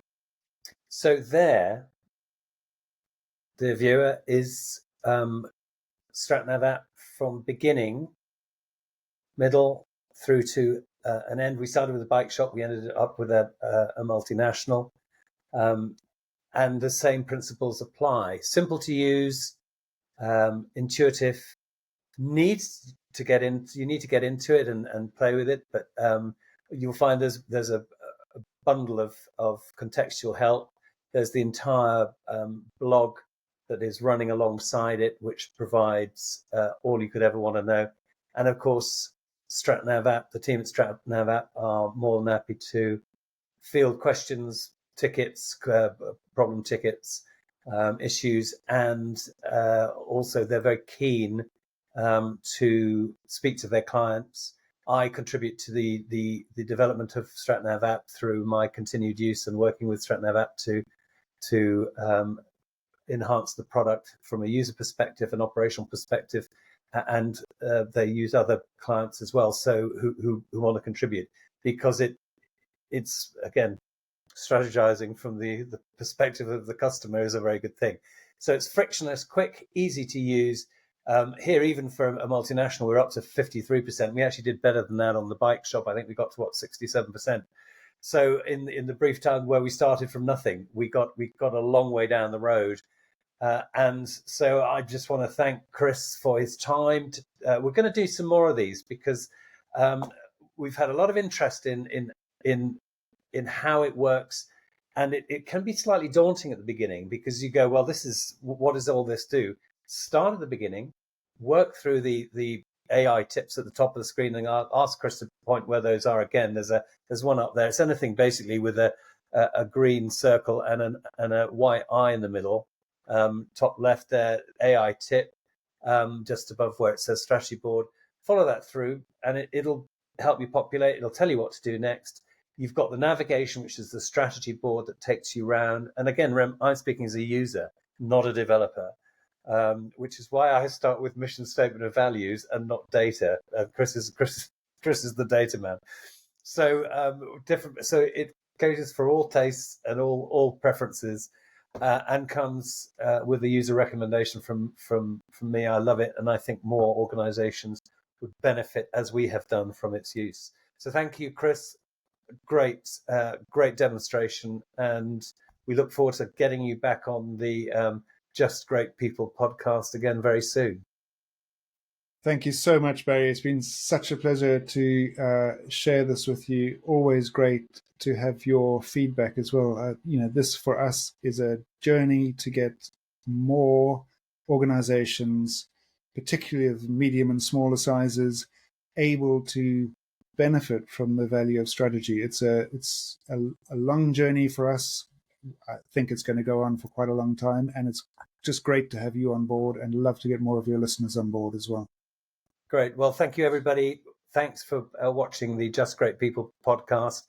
We're probably going to chop this up actually into little, say, 10, 15-minute segments and label them and make them into chapters. So if you want to start at the beginning and work through to the end, it's here, the full unedited version, but we'll chop it up so you can have sound bites on particular topics.